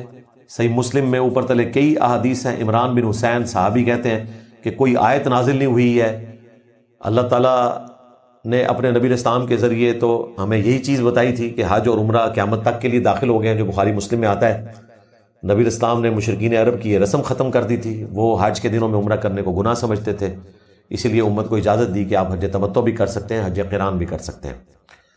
سیدنا عمر نے پابندی لگائی تو ان سے پوچھا بھی گیا صحیح مسلم میں, ان کا یہ میرا اپنا ذاتی خیال ہے. صحابہ کرام بہرحال اس کے مخالف تھے اور ناپسند کرتے تھے, اور یہی حضرت عمر کے بعد حضرت عثمان نے بھی کیا, وہ تو بخاری مسلم میں ہے. حضرت علی نے ان کی مخالفت کی اور حج تمتع کیا, اور پھر حضرت علی نے اپنے زمانے میں حج تمتع کو بحال کر دیا.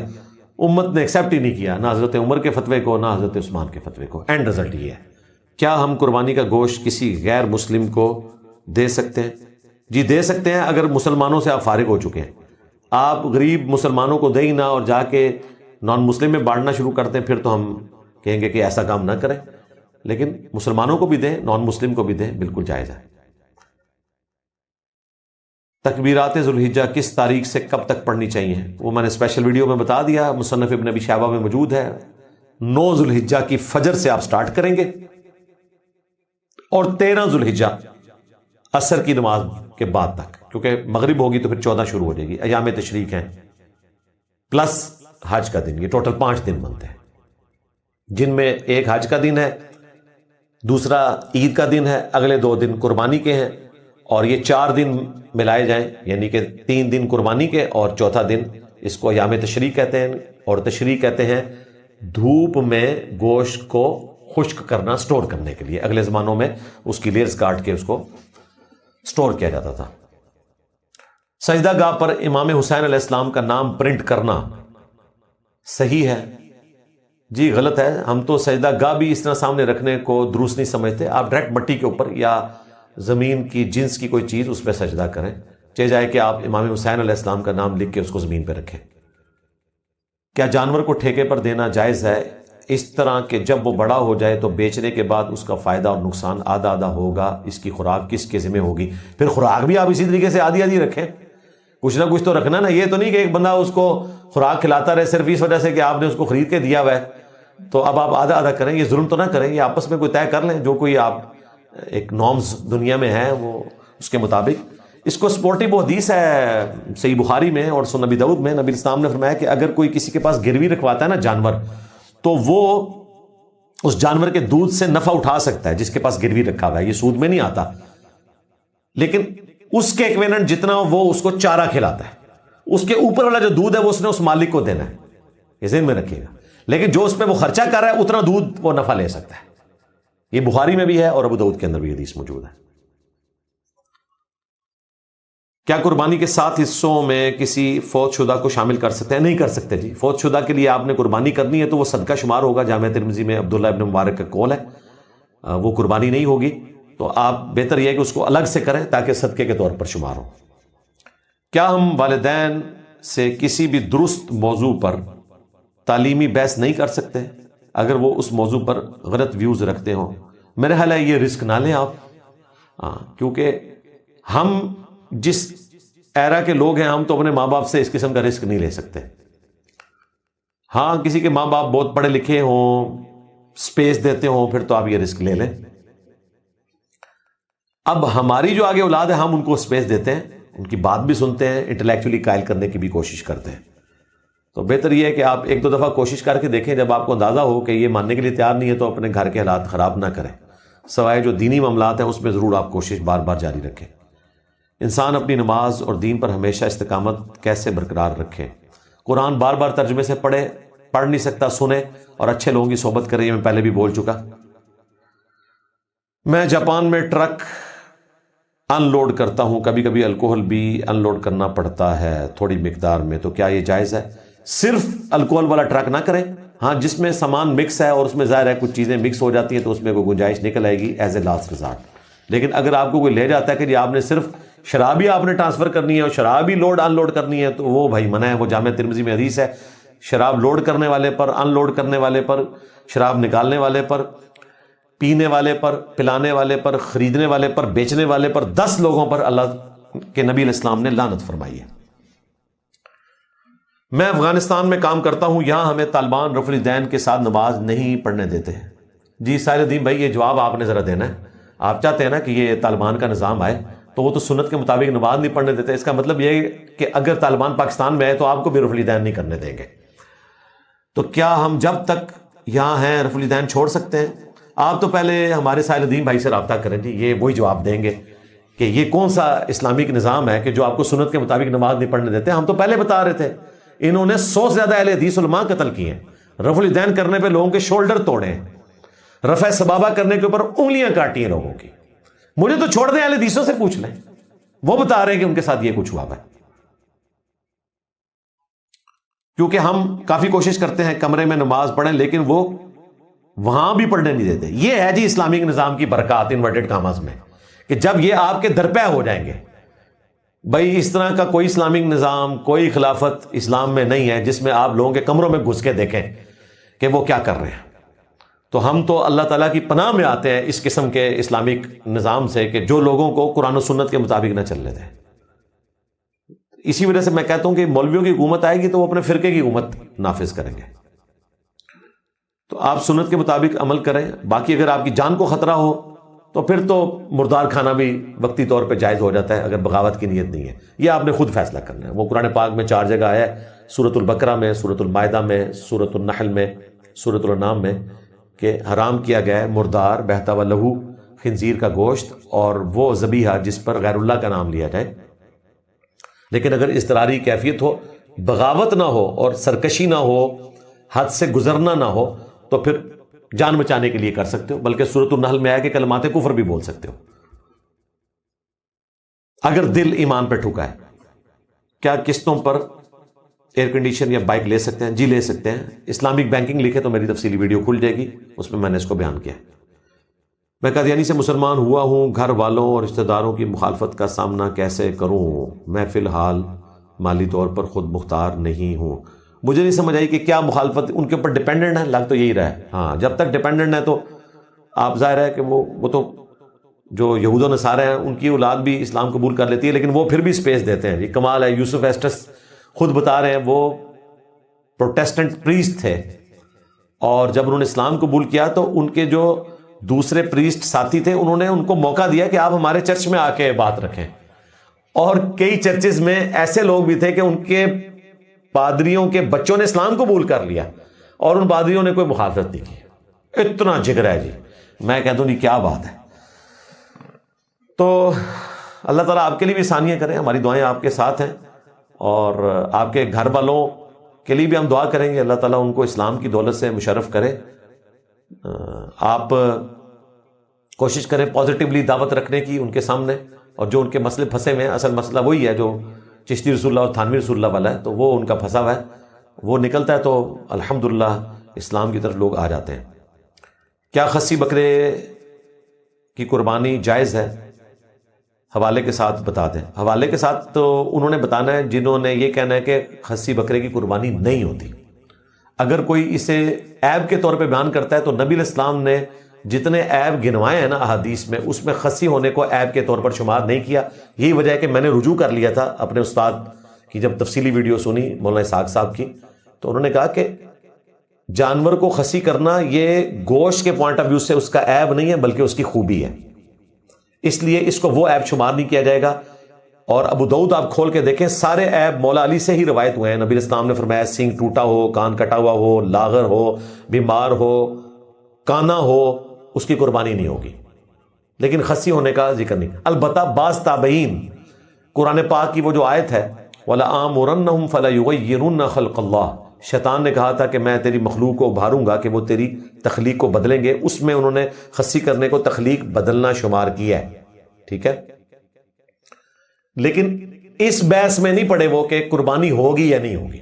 ابو داؤد میں ایک روایت ہے، نبی اسلام نے 2 خصی مینڈوں کی قربانی کی، وہ روایت کمزور ہے، یہ نہ ہو کہ کل کو کوئی کہے جی وہ روایت کیوں نہیں انجینئر صاحب نے پیش کی۔ انجینئر صاحب بہت آگے تک دیکھ رہے ہوتے ہیں نا، روایت کمزور ہے اس لیے میں نے پیش نہیں کی ہے۔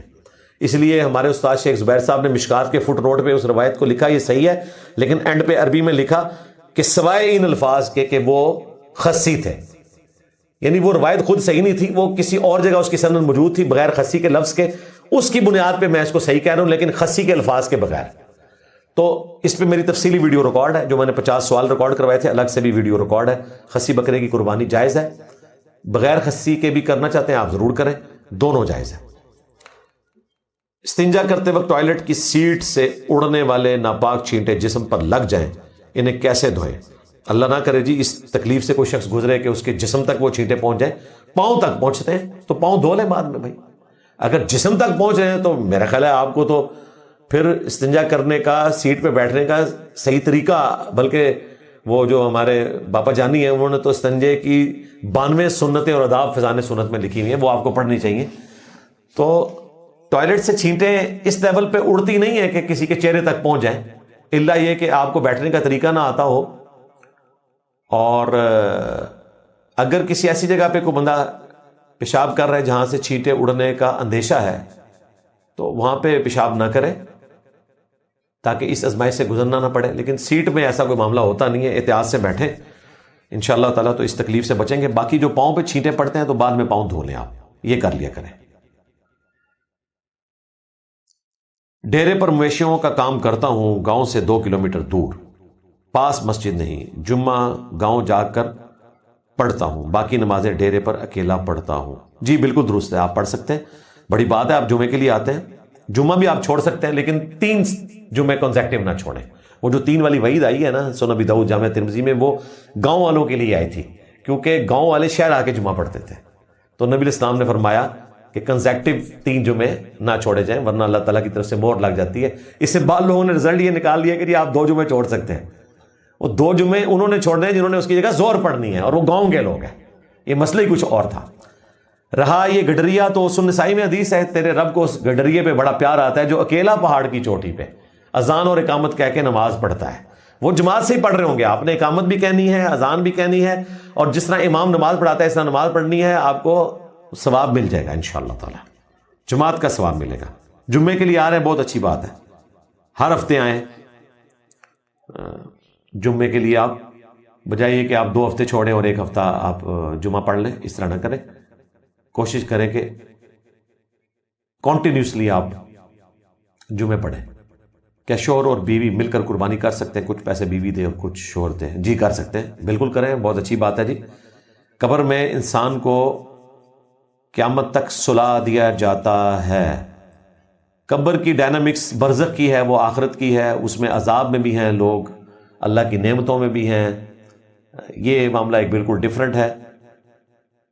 قبر کے عذاب سے متعلق میں نے 2 ویڈیوز ریکارڈ کروائی ہیں، مسئلہ 117 117A اور B، وہ آپ دیکھ لیں۔ کیا کھیرے بکرے کی قربانی ہو جاتی ہے؟ نہیں ہوتی جی، صحیح مسلم میں حدیث ہے کہ دوندے کی لگے گی، اور مسلم شریف میں ایک اور حدیث موجود ہے، اس کا بعض کا ترجمہ لوگوں نے غلط کیا ہے، اس سے لوگوں کو دھوکا ہوا ہے۔ وہ نبی اسلام نے اگر بھیڑ ہے پورے سال کی تو اس کی اجازت دی ہے اس صورت میں کہ اگر کسی کو کوئی دوندا بکرا نہ ملے، بکرا 1 سال کا نہیں لگے گا۔ اب دوندا بکرا ہوتا ہے دوسرے سال میں، 1 سال اور چند ماہ میں۔ اسی طریقے سے گائے جو ہے 2 سال گزارنے کے بعد تیسرے سال میں دوندی ہوتی ہے، اور اونٹ جو ہے وہ 5ویں سال میں جا کے دوندا ہوتا ہے۔ تو دوندے کی نشانی دیکھنا، یہ نیچے 2 بڑے داند نکلے ہوتے ہیں الگ سے، یہ ضروری ہے، اور یہ نہ ہو کہ کھیرے کے سائیڈ والے توڑ کے تو 2 دکھائے ہوئے ہوں، وہ 2 داند بہت بڑے ہوتے ہیں، 7 چھوٹے چھوٹے آپ کو داند نظر آئیں گے، 2 ایسے نکلے ہوئے ہوں گے، وہ دوندا ہے۔ قربانی کے لیے دوندا ہونا ضروری ہے۔ دنیا میں کچھ جگہ ایسی ہیں جہاں کئی کئی دن مہینوں تک مسلسل دن رہتا ہے، مسلسل رات رہتی ہے. وہ لوگ روزہ نماز کے اوقات کیسے کریں گے؟ کلاک کے مطابق. وہ مسلم شریف میں حدیث ہے جب دجال دنیا میں آئے گا پہلا دن جو ہے 1 سال کا ہوگا، دوسرا 1 مہینے کا، تیسرا ہفتے کا، اور پھر نارمل. تو صحابہ کرام نے کہا نمازوں کا ہم کیا کریں گے؟ تو آپ نے فرمایا تم اسی کے مطابق شمار کر لینا. تو شمار ہوا ہوا ہے، کلاکس بنی ہوئی ہیں، اس کے مطابق آپ لے کر چلیں.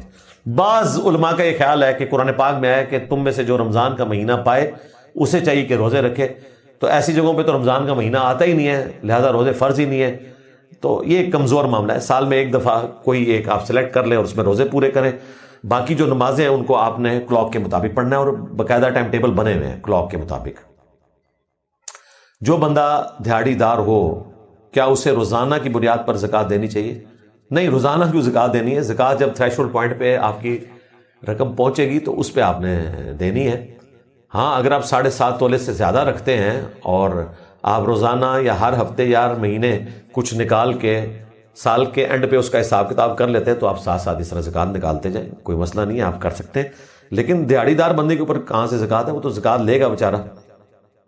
ہم 6 بھائی ایک ہی گھر میں رہتے ہیں، 3 شادی شدہ ہیں، ایک بھائی کا چولہا الگ ہے، باقی سب کا ایک ہی چولہا ہے. کیا ایک بھائی کی قربانی سب بھائیوں کے لیے قبول ہوگی؟ یہ جو آپ نے اتنا کمپلیکس سوال بنایا نا، میں اس سوال کو چھوڑتا ہوں، آپ کو جنرل بتاتا ہوں کہ جو میاں بیوی بچے ہیں یہ ایک فیملی ہے، چاہے چولہا ایک ہے یا الگ ہے. ہر فیملی نے اپنی قربانی الگ سے دینی ہے اگر وہ افورڈ کر سکتے. اگر نہیں کر سکتے تو کوئی بھی نہ دے. نماز وتر میں دعائے قنوت ہاتھ اٹھا کر پڑھیں گے یا ہاتھ چھوڑ کر یا ہاتھ باندھ کر؟ تینوں طریقے سے ثابت ہے. قنوت نازلہ بنائیں گے تو ہاتھ اٹھا کے، اور عام حالت میں آپ ہاتھ باندھ کے، اگر آپ کا قیام ہاتھ باندھ کے ہے، اور اگر قیام ہاتھ چھوڑ کے ہے تو ہاتھ چھوڑ کے. کیا صلاۃ التسبیح 2 رکعت کر کے پڑھی جا سکتی؟ بالکل پڑھی جا سکتی ہے. صلاۃ التسبیح پہ میری تفصیلی ویڈیو ریکارڈ ہے، جامع ترمذی میں بھی موجود ہے. عبداللہ ابن مبارک نے سارے مسائل بیان کیے، میں نے ڈسکس کیے تھے. 4 رکعتیں اکٹھی بھی پڑھ سکتے ہیں، 2 کر کے بھی پڑھ سکتے ہیں. دونوں طریقے سے درست ہیں. بیسیکلی 4 رکعتیں آپ نے پوری کرنی ہے.